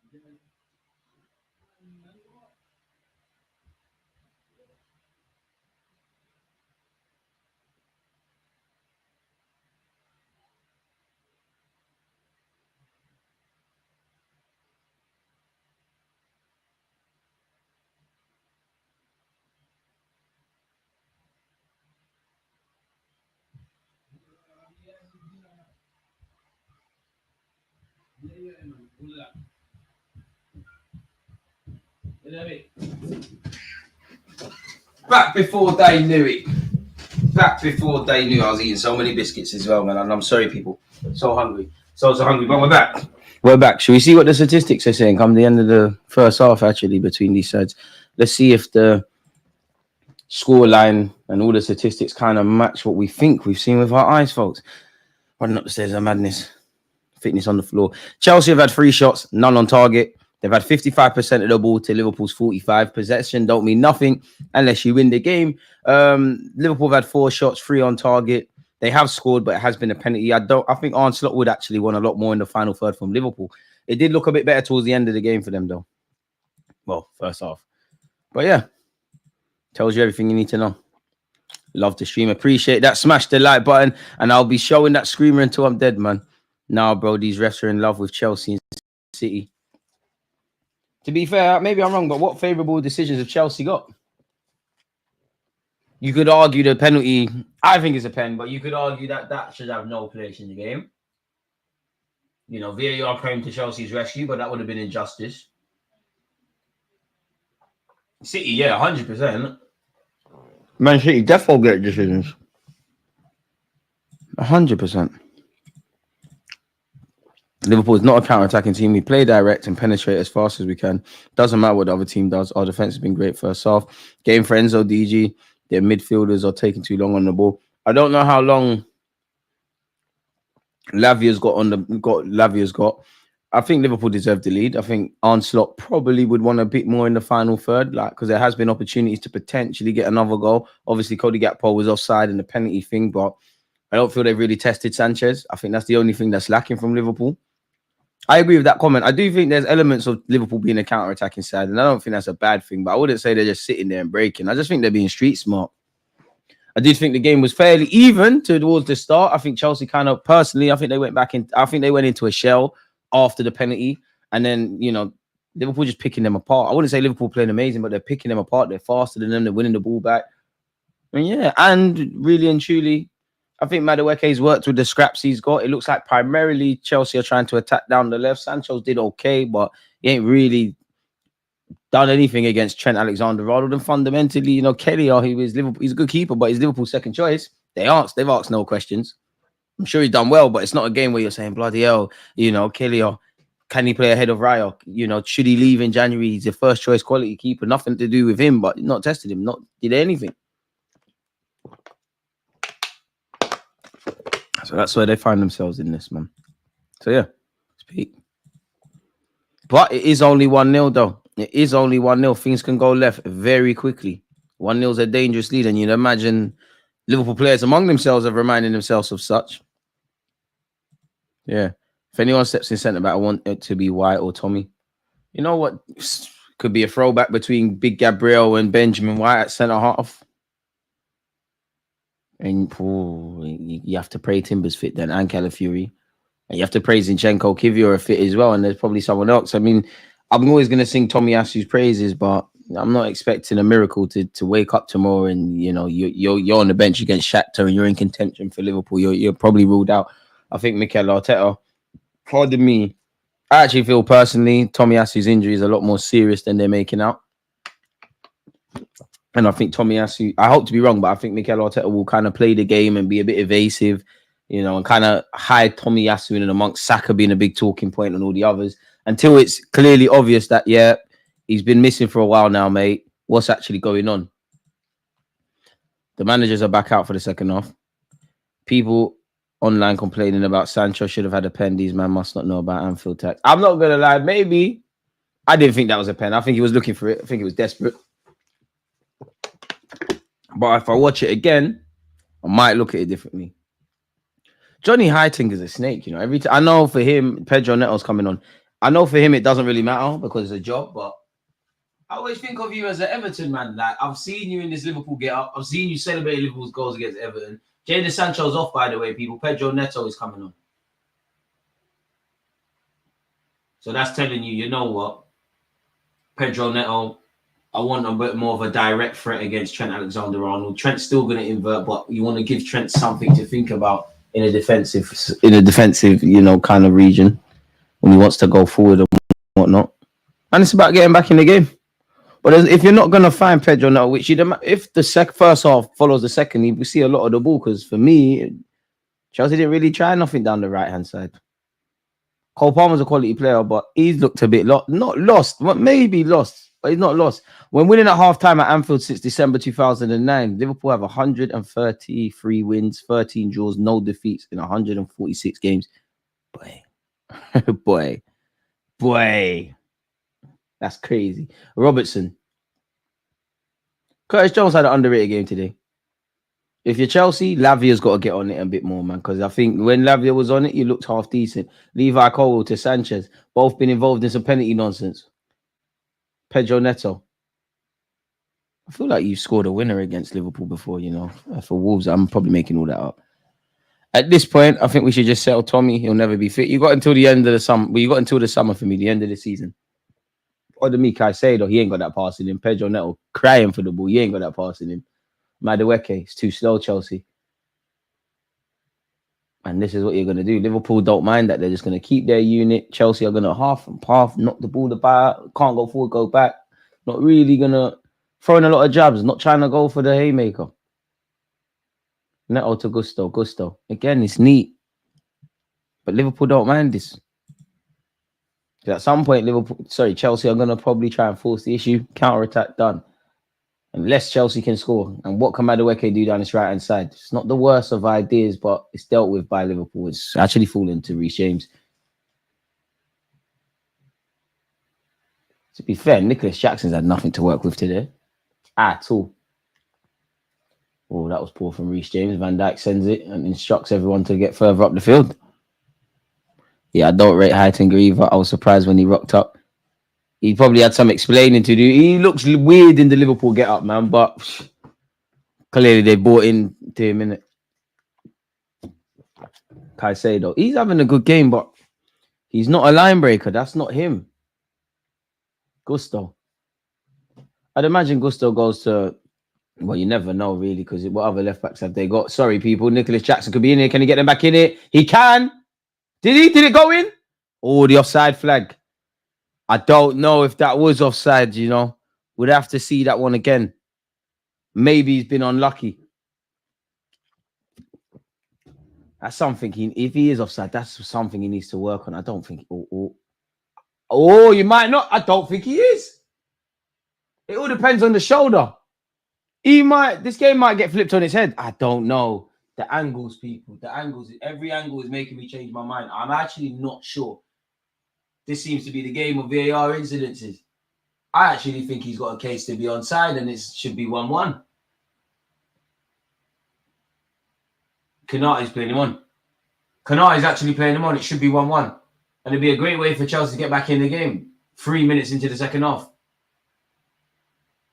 He's onside, you know. Okay, that angle he looks off. It's the shoulder blade, elbowy, but then it looks like Konate's foot is playing him on. He looks on. I don't know, man. The longer it goes on, the more I think Chelsea are going to be given this. And I just said Nicholas Jackson ain't had nothing to work with. The first half decent thing, it's a goal. There you have it. There you have it. Credit him. The first thing he's got to work with. The first thing he's got to work with, he's put it home. Muted celebrations from Chelsea, obviously, because, you know, the excitement's died down a bit with the nervous VAR wait. But yeah, 3 minutes into the game. Game on from Chelsea.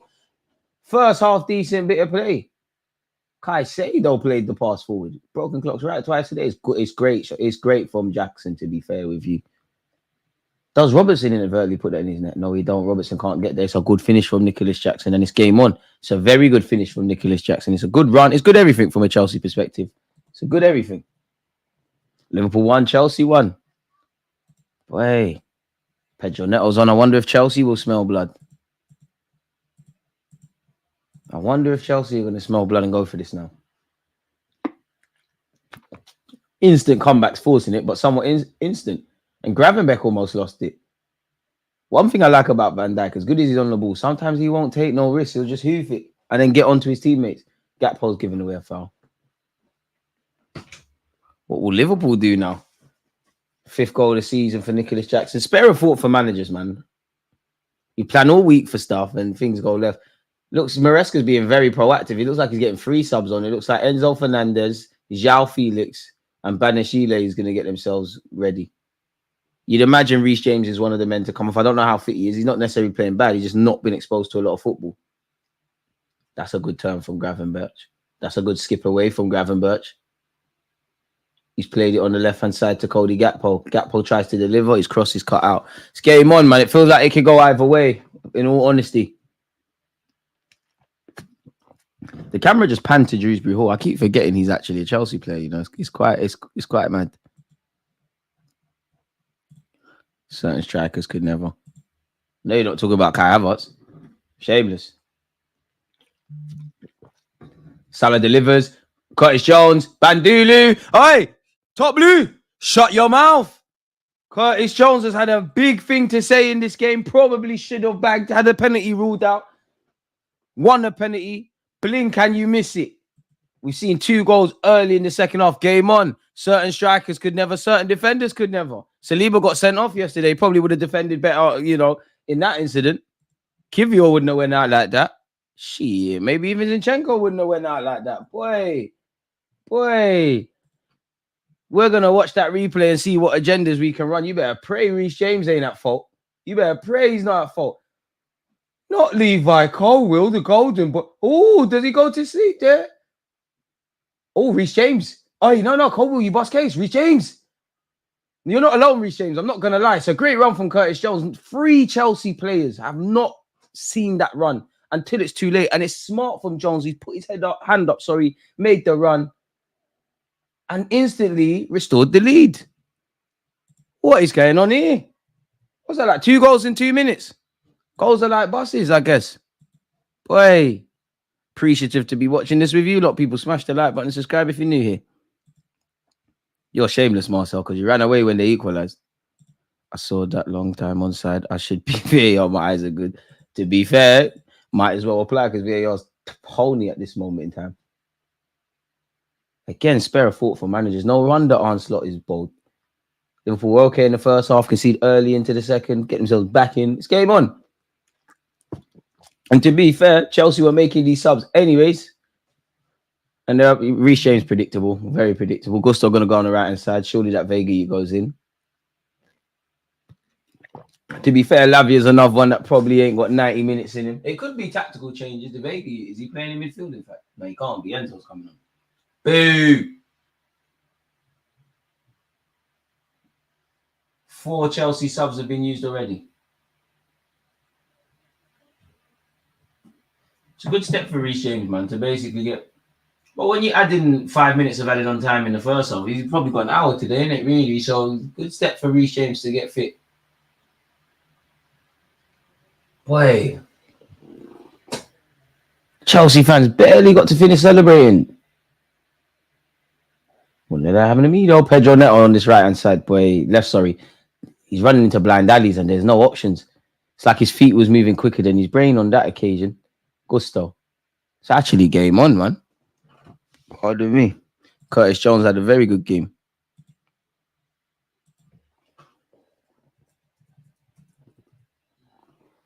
Boy. So Jones, he's got a swagger about him. He's good in the pockets. Somewhat a difference maker. Now I got to hear chat that Jones is better than Maino. I ain't seen Maino in the last few weeks. Gakpo should have sent that ball to Salah 20 million years ago. And it's finally got there. Salah's got a lot to do. Does well to hold the ball up. Poorly timed subs. To be fair, he was making them before that madness happened. I think that's harsh, man. Like he was being proactive. He's making the subs. His team switched off just as he got into the game. You could argue though, as soon as they made it 1-1, he could have done that. Surely Gakpo's offside. Gusto's done very well there. And he was offside. I want us to bop Shakhtar. So do I. I want us to bop every team possible. I just wonder, and I'm not a manager, if Maresca does what he wants, and you have to play the hands you're dealt, but has he showed his hand already? Like, with Chelsea being 2-1 down, he's made 4 subs already. You got 1 more. Now, the one that you bring off the bench, whoever that is, can make the difference, and you're a hero.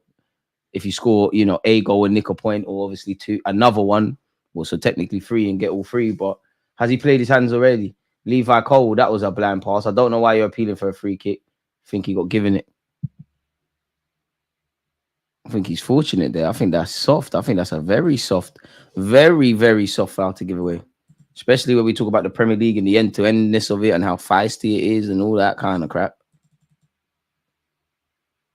Cody Gakpo's been moving like he's knackered, if I'm honest with you. Baggy touches. Gusto's also done well there.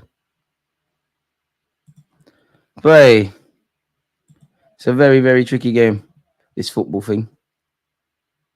Apparently, Chelsea had 18 touches in Liverpool's box in the first half, the most by a visiting team in the Premier League at Anfield since Southampton in February of 2020. What happened in February of 2020 in that Liverpool game?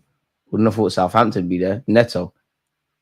I think he can play on the left and the right, but he's a bit... the way I feel, he's very different to Sterling, of course, and I'd rather Neto than Sterling. But the way I feel about Neto, even though I'd play him on the left a lot more than I'd play Sterling on the right, when Neto plays on the left, I feel the same way I feel about Raheem Sterling on the right. Like, it's predictable, it's boring. You might get something out of it. Neto's down this left-hand side, skips past Trent. Can he deliver? Not quite sure what he tried to do there. Kelly doesn't care, and it's in the hands of the little puddling keeper. Boy, football, eh? Some people probably even still getting their half-time snacks. Van Dijk goes back to his keeper. Oh, it's a bit dangerous here, Kelly and Cole. Not on this occasion. Kelly has hooked it straight to a Chelsea man, Vega. Do you know what? I like the Vega guy. He can play in a couple of roles. He's not bad.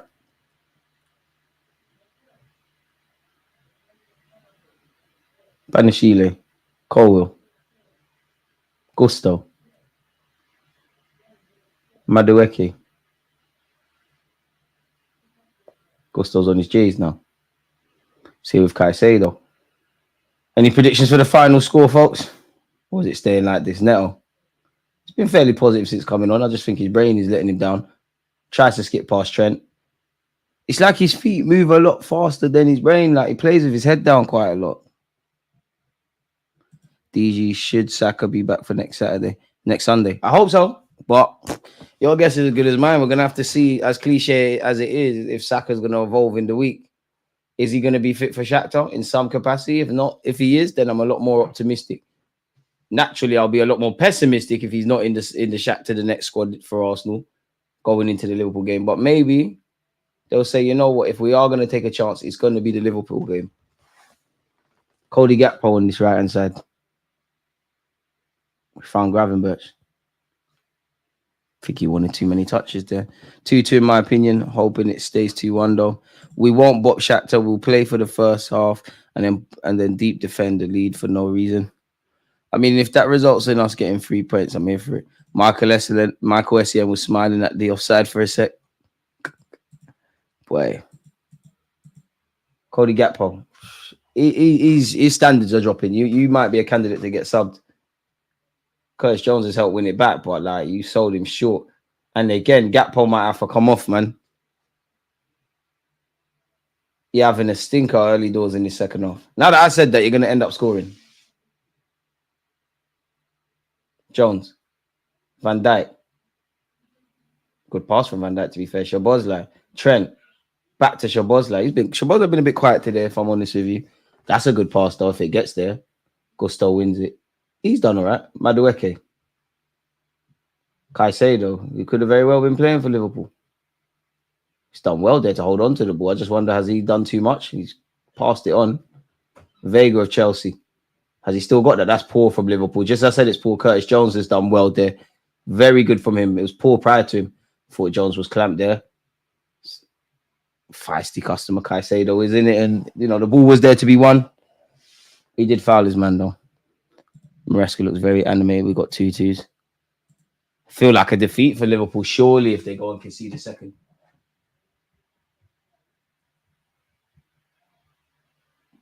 Very rarely in the Premier League do you concede 2 and get something like the game, though. Salah, that's a good pass to Gravenberch. Darwin Núñez. What a pass from Mohamed Salah. Cody Gakpo, if you don't score, you have to come off. You have to come off. You have to come off. You have to come off. You have to come off. You have to come off. I'm making it sound a lot easier than it actually was, but you need to come off. You need to hit the target. Come on, that was great play from Liverpool. And what a pass from Mohamed Salah. Lovely pass. You have to at least hit the target, especially if you're going to go top mid. It's poor from Gakpo, man. It's poor from him. Poor from him into the stands. Horrible from him. Sanchez. Finds Ben more penalties. Is there a system? There's been a system change, surely. That's not a foul. Chelsea have given it away cheaply. Szoboszlai struggling to get out their half now. Liverpool back to taking control of proceedings. Jones burnt Palmer like 5 times today.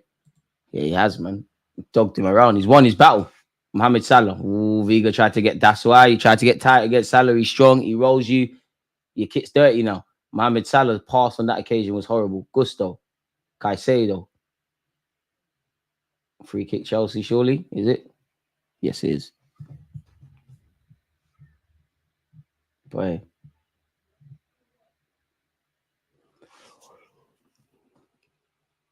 We'll see how Onslaught manages the game, if I'm honest with you, man.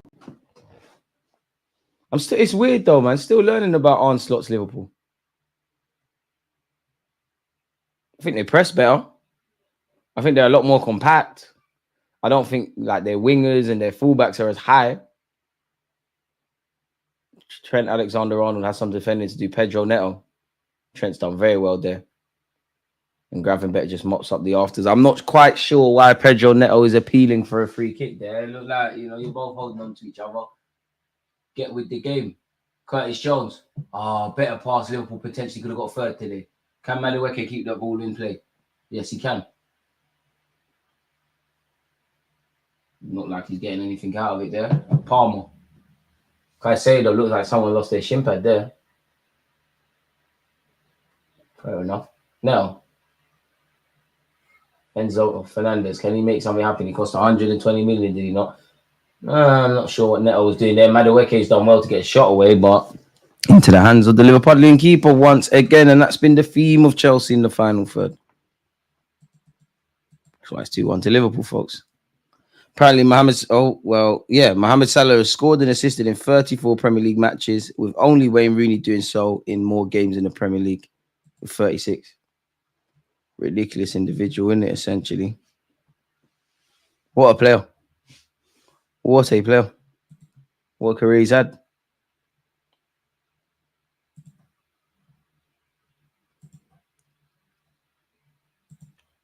Gravenberch's vexed. Juventus could sell Vlahovic for under 50 million if he fails to sign a new deal. Vlahovic hype once again. Whenever Arsenal lose, we're starting to link with some on paper big names.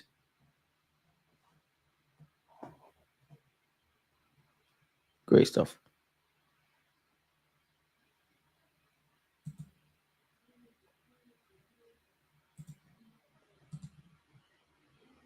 Cole Palmer's got a free kick. Does he fancy it? The game's gone a bit boring, man. We've got just under half an hour. Cole Palmer and Enzo Fernandez gonna have to be something nothing short of amazing. If you're really honest, anything less than amazing is not going to be good enough today. It's not going to be good enough. Have to at least hit the target. Failure to hit the target, boy, it's another big chance that goes begging for Chelsea. It's as simple as that.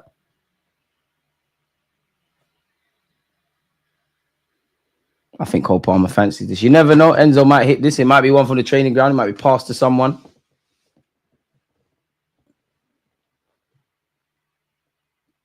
It's a difficult one, though, man. You got to get up and down. Palmer, it's into the Liverpool wall. It's a corner kick for Chelsea.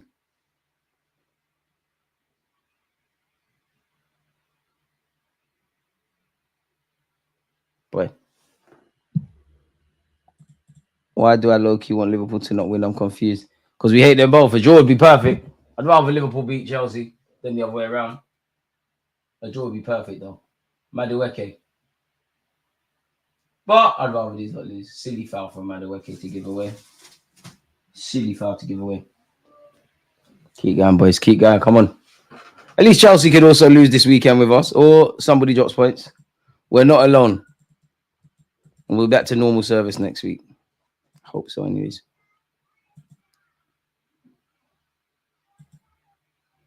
Apparently, Declan Rice said after the game, We've just said that's 3 times in 8 games that we've let our standards slip. And if you want to compete at the top, you cannot let that happen. Cody Gakpo's coming off. It's all great to hear that. Luis Diaz is coming on. It's great to hear that, Rice, man. And it sounds great, but we can't go back in time. But we lost, man. Like, we lost.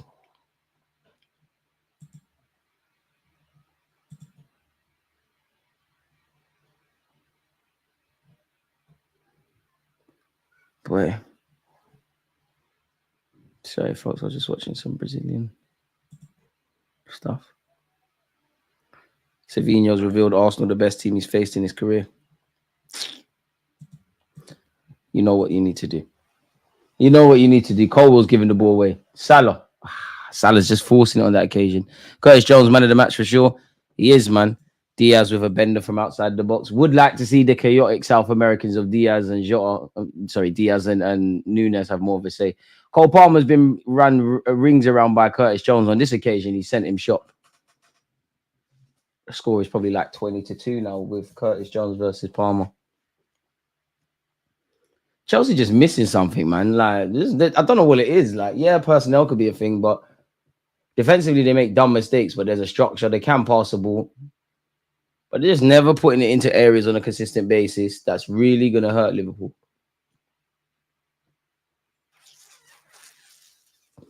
Again, and they're taking 20 years on the ball, so this shows you there ain't no passing lanes. A bit of it is obviously how Liverpool's set up. You can see with the press as well.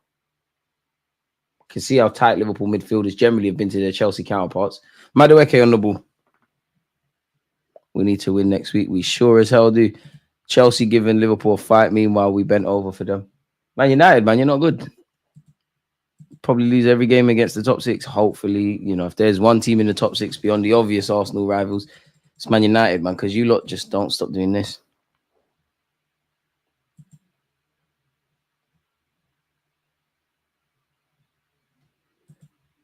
Boy.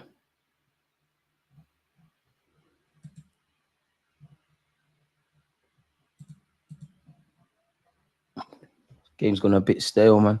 Rice talks too much. Shut up and play football. Always wants to run press. He does. He's not afraid, man. He's got a bit of the Ramsdale thing. Now, why I don't think he'll be like Aaron Ramsdale, because unfortunately, you know, unlike Ramsdale, Declan Rice still has a use here. But yeah, man, it doesn't. I don't know why it annoys me. It shouldn't annoy me. Maybe I'm just ranting and raving about things that have no relevance to football people. But yeah, man. Sometimes you look at Mr. Rice and you think, yeah, man, will it kill you just to allow it? Like, not everyday chattings, man.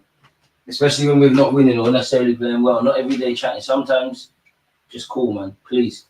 Nobody's gonna die. I promise you. No one's gonna die if you just keep it still.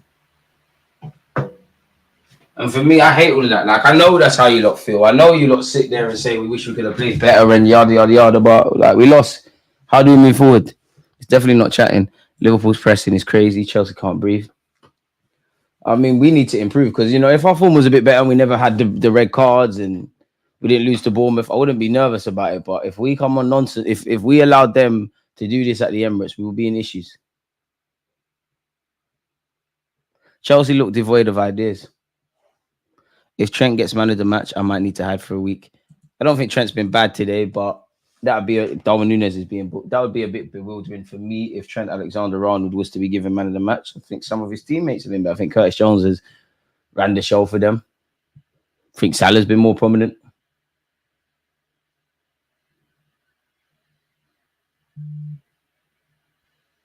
Cole Palmer. And Chile, but it's the same thing time after time, Chelsea. It's the same thing. Colwell. Vigo. Gusto. Viga's like there's Zinchenko, and he's tried to play a ball forward, probably for the wrong guy, and Enzo Fernandez. Trent is moving a bit mad. It's eventually gone to Kelly here. Probably don't want to see that if you're a Liverpool fan or the management staff. Gravenberch defo lost the ball. Fouled Caicedo as well. Is Gravenberch going to go in the boot? That's smart from Caicedo if he goes in the boot. Purposely kick the ball in. Ref, I've seen players been booked for delaying the restart. What's going on there? Fair enough. One rule for others. Free kick to Chelsea nonetheless, folks. Colwell. And a Sheila. Gusto. Colwell. Neto. It's down this left-hand side now. Neto skips past one. Past two. Skips past Canate. Actually finds Cole Palmer. Can Chelsea get back in it? Cole Palmer's shot is blocked. Big chance for Chelsea. I don't know what Gusto saw. He must have seen my intro goal. He wanted to live a movie. He's shown why he's playing fullback, essentially. Boy. Boy.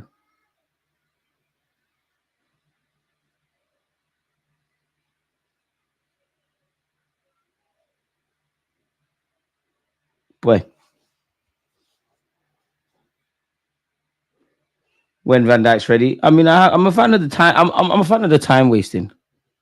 Yeah, you know what? I respect a defender that just wears black boots, man. He's just here to defend. Just happy to be here. Sanchez gifted it back to Liverpool. You can't keep doing that. Mohamed Salah down this right-hand side. Salah cutting in. Oh, he tried to get another assist.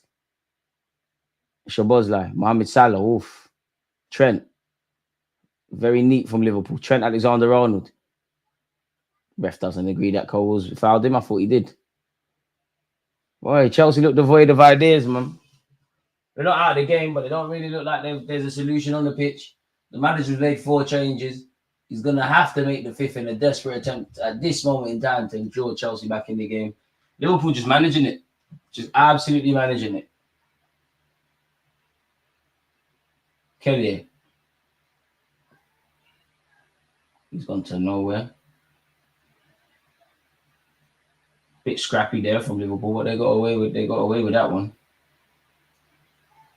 Boy, it could get a lot worse. You know what they're saying, if it's going to get worse before it gets better, man. And that could be the case.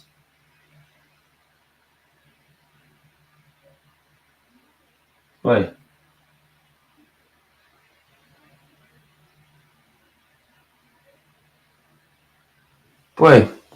Well, we've got just over 15 minutes left. Liverpool in the driving seat. I would say they're quite comfortable and clear, but I wouldn't say they're out, you know, they're out in front. Goals change games, and they've got a narrow lead. So it could go left. I don't think it will, but it's just something to bear in mind, folks. Did Instagram do an update? What the hell is this? Pedro Neto, headless chicken. It's gone for a shot. You know what? That was not the worst of efforts from him. That definitely was not the worst of efforts. But it's of no tonic to Chelsea fans because it's not getting them back in the game. Boy.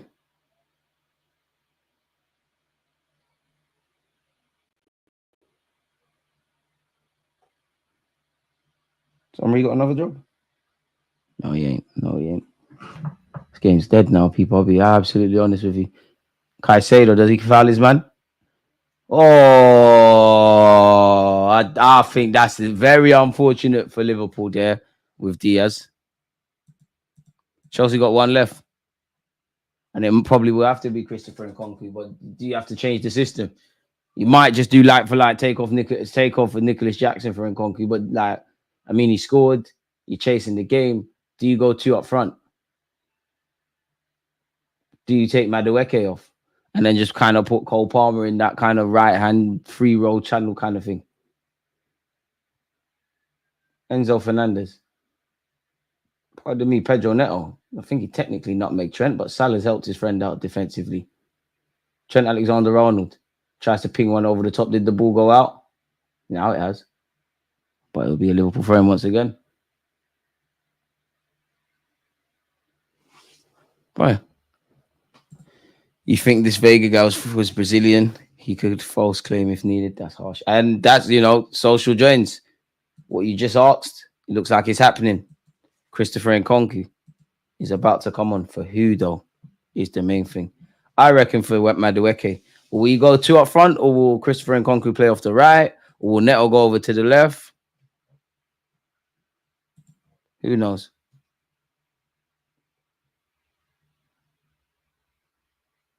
Oh, Darwin Núñez defo out there.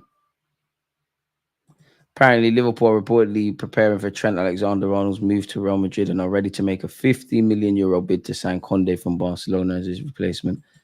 I don't believe that, but fair enough. Where's Chiesa? Like, is he fit? Is he on the bench? Why don't we really see Chiesa in a Liverpool shirt? And that's the change we're seeing. Madueke off. I don't think João Felix would have been the right person today.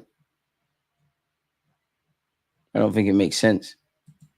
Yeah, he can play football, he's great in the pockets, but he had Jadon Sancho on doing that. It did not work, so you have to try something else. What would be your ideal defensive partnership for Liverpool? For me, I see Timber coming back, so I think it will be White, Timber, Gabriel, Calafiori. I wouldn't be against that, man. Trent leaving already, loyalty in the game, gone blood. To be fair, he's been at Liverpool for a minute, even more since he was a child. I think he'll stay and sign a new deal, but if you feel you've achieved everything, which you won the Champions, you won the Prem, you don't really know how Liverpool will rebuild, and Real Madrid are coming asking. I don't think any Liverpool fan could begrudge Trent for signing for Madrid. It's the pinnacle of football. Maybe they'll have a bit of a bone to pick with him because he stands to leave on a free transfer.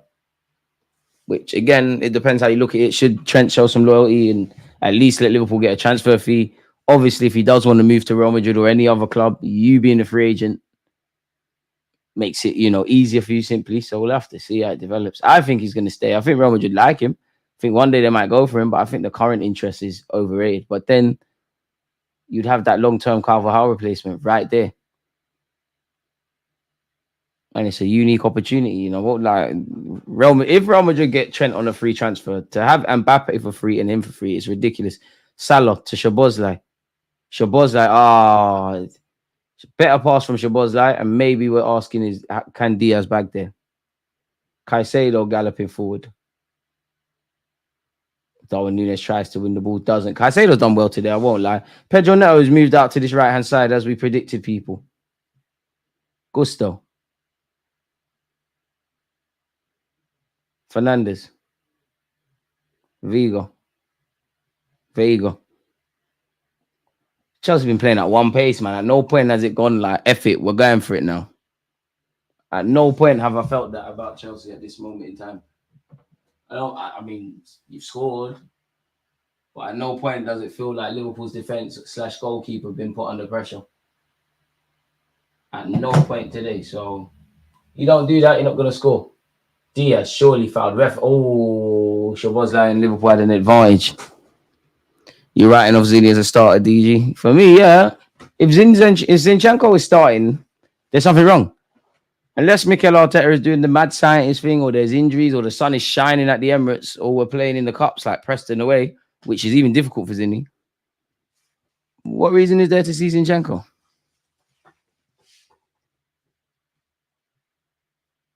We've got creativity issues, and maybe he could get in the team for that, but we seem a bit more all-rounded in that regards. Your reliability defensively. You've had injuries since after the Wolves game, really and truly, so how fit are you? There's no world where Zinchenko should be a starter, really. There's games for you to get. There's appearances off the bench. There's appearances. You can travel up and down with the club on the bench. Whether you get played or get off the bench is another thing, but dead, man. If Zini's playing in midfield, must be fit and Rice in a 6. I mean, we haven't got many other options, so you could put Zinchenko in midfield, but I don't know why, but I don't want to see it, and I don't think Arteta wants to because he's not tried it on a consistent basis. Caicedo skips past Darwin Núñez. Núñez doesn't get the ball, but his teammate Robertson does. And Liverpool could be on the counter here. Luis Diaz, who some Liverpool fans are very critical of. It's a great run down the left, but it just feels he's running into blind alleys. Robertson. Looks like McAllister for Liverpool will also be coming on, people, with 11 minutes or so left. Would you start Jesus on Tuesday? I mean, it is a chance to rest players, but it all depends on Bukayo Saka. If Saka's fit and, Martinelli's fit, I might start Jesus off the left. But if Saka's fit, Saka plays. Kai Havertz plays, probably would start Martinelli. So, yeah, I don't think Jesus gets minutes. Diaz, is he going to go for the shot? He does. Oof, it's not good enough, though. And definitely not good enough to beat Sanchez. Sanchez throws it to Nkunku, and Nkunku's about to be clattered by Konate. He gets there before Konate. Konate claims he's won the ball. he probably goes into the book for that one. We'd have to see that again. I thought it was a foul first time round.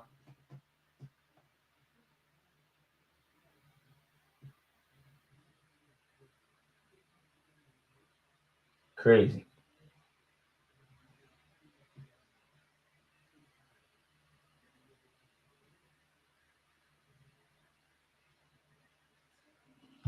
Curtis Jones, you know what? Jesus needs to just play cup games and be a sub. That's his level now. Yeah, Preston, you got your start there. The occasional game we need to do a madness like where I've seen you start against City on the right hand side. Fair enough. Apart from that, Jesus can't be a starter. Like, we're gonna have to utilize our squad, but we can't carry anyone. There's 10 minutes left. Trent Alexander-Arnold has come off. Is that for Joe? Is Joe Gomez gonna enter the fray? Surely Joe Gomez is on, and he is.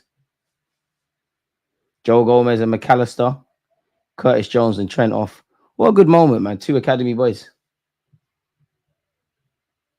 Wonder who the next one from Liverpool is. Didn't quite happen for Fabio Vieira. Sorry, it didn't happen for him, but Fabio Carvalho, who they bought. Harvey Elliott's obviously in the squad. Colwell. I've got a lot of time for Colwell, but where did Chelsea fans get Chester to try and throw him in the Saliba conversations? But yeah, fair enough. For me, Raya, White, Saliba, Gabriel, Calafiori, Rice, Marino, Trossard, Sterling, Havertz, Martinelli. DG, who are you choosing to play centre back now that Saliba is suspended? I mean, I hope Tommy Asu's fit because Tommy Asu and Gabriel probably that.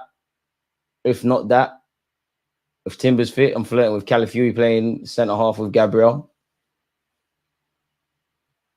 Declan Rice has got to be option. Obviously, that has a consequence for the midfield.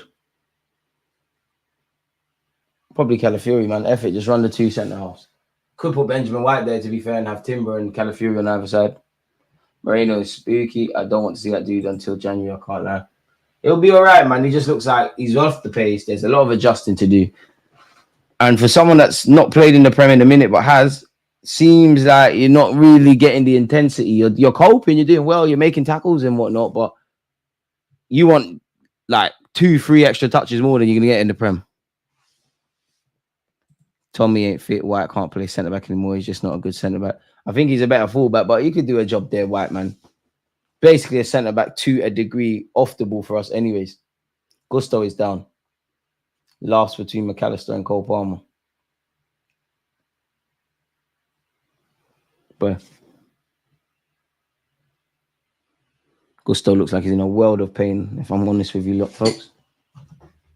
A world of pain.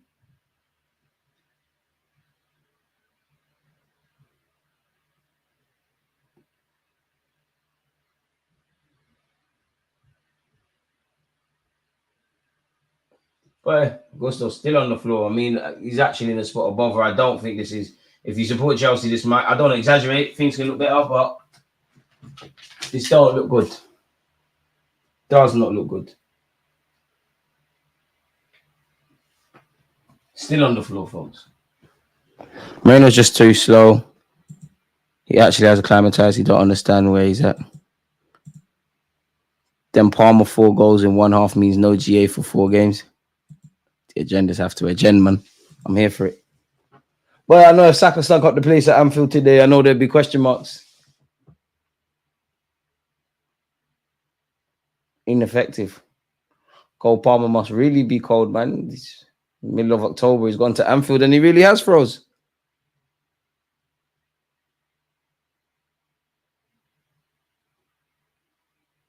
Must be a gas feeling scoring a goal in the Premier League. Look at the celebration from Curtis Jones. Vigo. Could have argued, could you have started him? Christopher Nkunku. Manashile. Same old from Chelsea. Bit more structure. Good in certain moments. Stupid defensive mistakes. Lack of real taking of the few chances created in the final third. Still not out of it. Kelly. Robertson's hooked it. Szoboszlai. 6 minutes left, folks. Liverpool's next 6 games, they've got Leipzig, Arsenal, Brighton in the League Cup, Brighton again in the Prem, Leverkusen in the Champs, Aston Villa on the 9th of November. Big time for Liverpool, to be fair. I told you Palmer is Bruno, random sprinkle moments here and there, all final third. I like Palmer though, man. But people were saying Palmer is the best player in the league. He's the best player in the league right now. He's got Ballon d'Or potential. He's got this. He's got that. We need to see something today. Team needs you. It's all fun and games when you're playing Wolves and that. All fun and games. Your team needs you.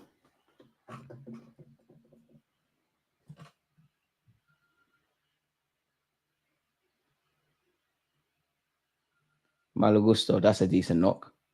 Not really a physical box presence in the box for Chelsea. To really get anything from that. For damage control, Chelsea got to put a PGMO statement about that Sancho pen. Was it really the injuries for Jesus, or are there other factors that play for his form, you think, DG? I think everything, man. I think injuries, a lack of rhythm because you ain't been playing. Your confidence is short. Majorly, I think injuries. I think it's just it's a mixture. It's a cocktail, really, essentially, as to why he's there. Not really played and looked sharp, but whatever it is, we ain't got time to waste now. You're an important player, as Mikel Arteta said, at least for this season at the minimum. But boy, Joe Gomez, Bozo moment will be there. What's your take on Sterling? Realistically, what have we seen from? Can we really even have a take on Sterling in an Arsenal shirt? I think it's been a nothing game, really. Like you're doing what I expect. It's not quite. It's definitely not the Raheem Sterling if you type his highlights in on YouTube. But considering you ain't had a preseason, you ain't played, you weren't going to play like that for Arsenal. You're doing what I expected. You're just being a rotationary option player. I think people are a bit harsh against Southampton. I don't think it was terrible, but I think he's underwhelming. I don't think he was that good against Bolton. He did score and get an assist, but I don't think he was that good. Yeah, not really done anything to scream and shout about. Should we play Heathen as our centre-back? Nah.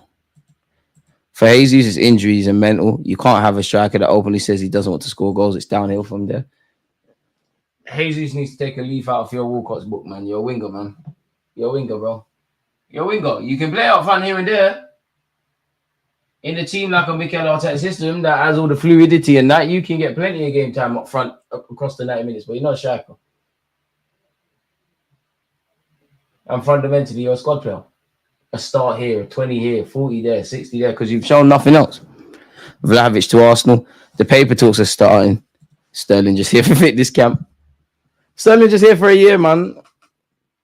I don't know where, unless Sterling's fortunes changed, I don't know where he goes from here. Well, he's still under contract for a while at Chelsea. He might go on another loan spell, but in terms of the big clubs, you've done City, Chelsea, Liverpool, saving the best till last, Arsenal. Where are you going to go from here? He was linked with Aston Villa, to be fair. That might have been a good shout. Link up with Leon Bailey. The worst thing about Jesus was he was electric when he first signed. It's all joined up. Lost several yards of pace, I feel. Overcomplicates things, probably thinks too much. There used to be a time Jesus was amazing. We just got onto him for not scoring goals because you're too good not to. And then, yeah, this current Jesus is probably the worst Jesus I've seen in the Premier League. It's not what you want to see from a player that's got 2-3 years on his deal, on like 200 grand a week, and like 27 peak prime. Like we should be able to call every experienced player reliable. I can't say that about Moreno yet because I haven't seen him, but I'll give him the benefit of the doubt. Jorginho in highlights to the roles he plays, he's cool. Partey's calm. Trossard's calm. There's probably another, there's a lot of players a lot of experienced players need their hands held at this club. Sterling, unfortunately, right now is one of them. Jesus is another. I think rational Chelsea fans will be with this game, not so much the banter a lot. I hear it. We're into the last 2 minutes. I'm going to go for off the bat 4 minutes of added on time. Joe Gomez to take this throw. Eat up more time on the clock. You've never got the feeling, Salah getting into it with Vega. You've never got the feeling that Chelsea were going to bang on the door a bit more.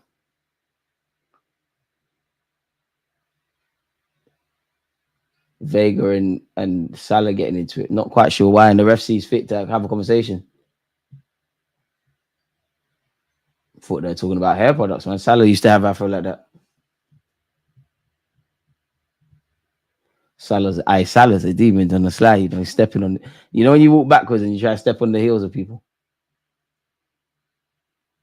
Enzo Fernandez hooks it to where though? McAllister's head. Szoboszlai, is he going to pull the trigger? Or too many touches? That's been the case of Szoboszlai today in the final third. Just too many touches, making the wrong decision.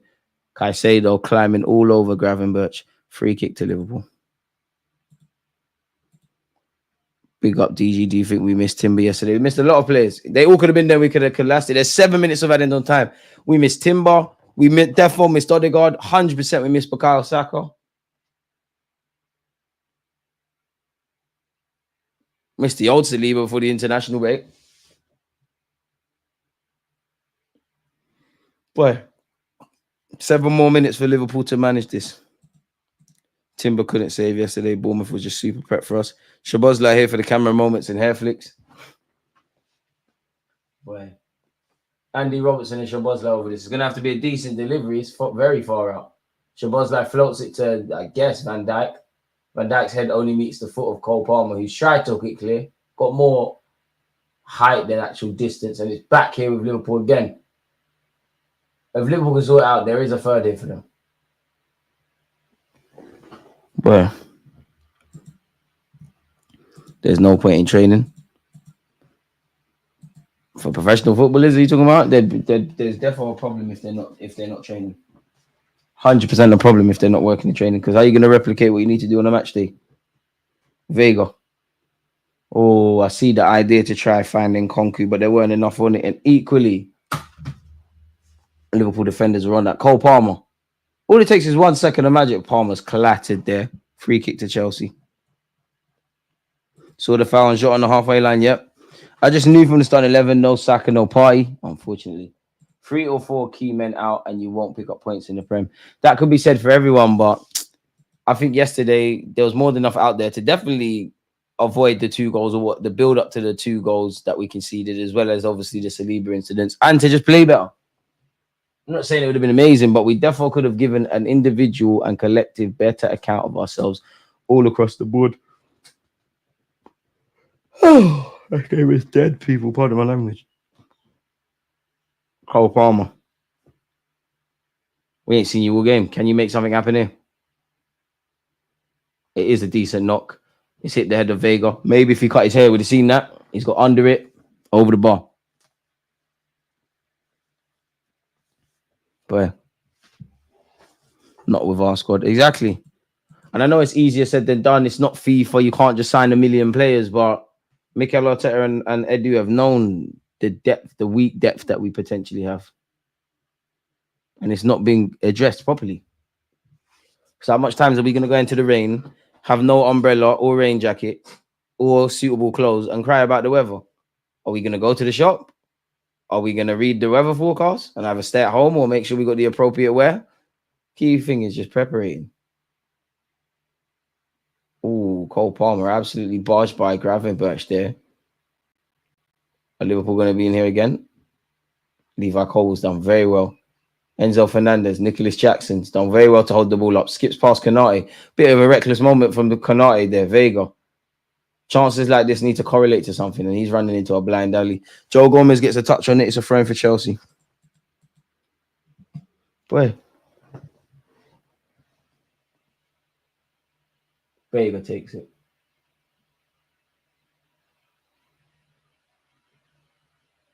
Cole. Gusto. Palmer. Twisting and turning, but there's a sea of red shirts. It's got to be in areas that's going to hurt Liverpool. Pedro Neto, he's shaped like he's going to cross. He eventually does. Oh!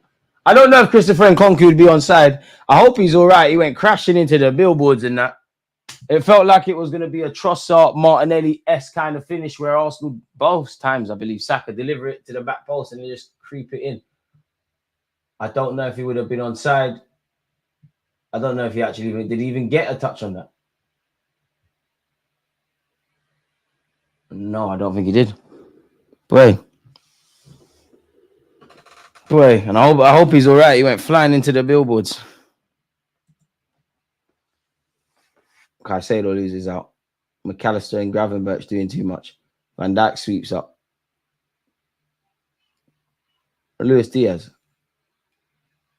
That was dodgy, but it found Mohamed Salah. Surely Diaz is offside. If that's a corner, wow, Chelsea got to fix up. Surely the offside flag is up. Yeah, it is. Diaz looked a million years offside. These silly sending offs are giving us a mountain to climb. Arteta needs to get a dark arts coach. I'd rather have conceded a goal than get a red. Still crazy how much blame Trossard got from that red. It's a straight pass, and Trossard needs to do better. But it's football. There's going to be straight passes. Passes are going to be intercepted. And we're all at 6s and 7s. Can I say that was a great attempted pass? Equally, it was a great reading of the game from Joe Gomez, who nicked in. Diaz. Oh, Robertson, that's a good knock. Diaz, what can he do? Alex to hold up the ball and delay time. McAllister. Robertson. Didn't deliver.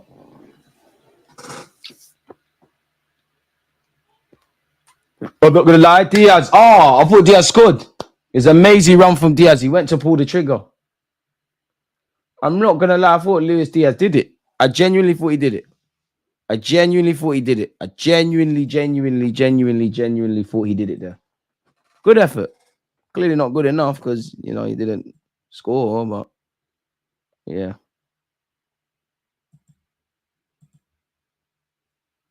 Salah. I don't think Chelsea have been terrible. I don't think they've been good.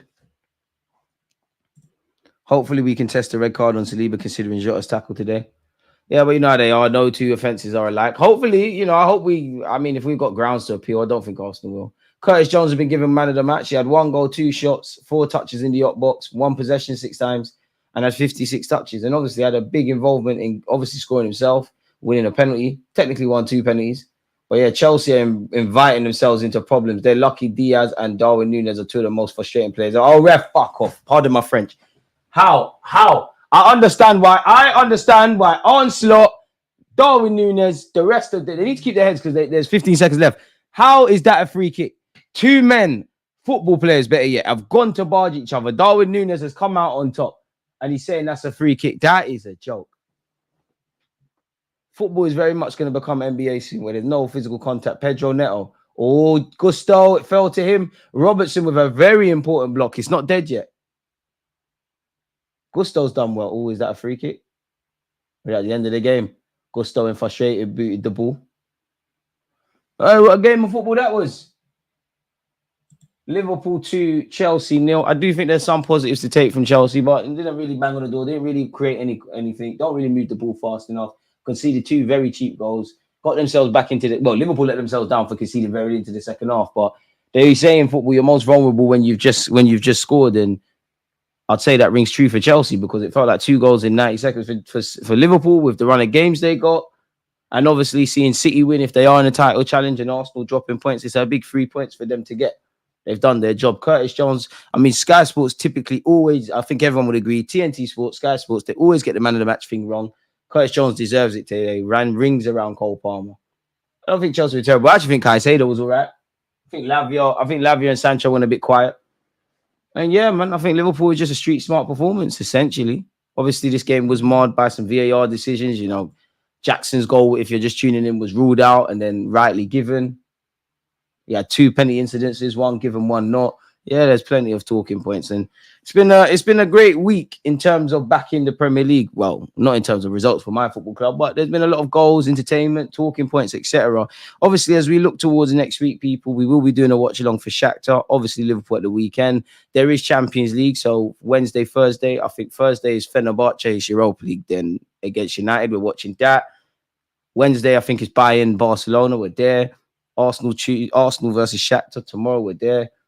I should have some live streams coming for you lot. So yeah, man, the content don't die, people. As usual, big up yourselves. We watch a lot of football together. We do a lot of videos. You lot make the platform, and I always appreciate it. If you've hit the like button, pick up yourself. Please make sure you do. And I don't want to take up any more of your Sundays, man. You lot enjoy what's left of your morning, afternoon, evening, and night. Stay safe, stay blessed. Peace.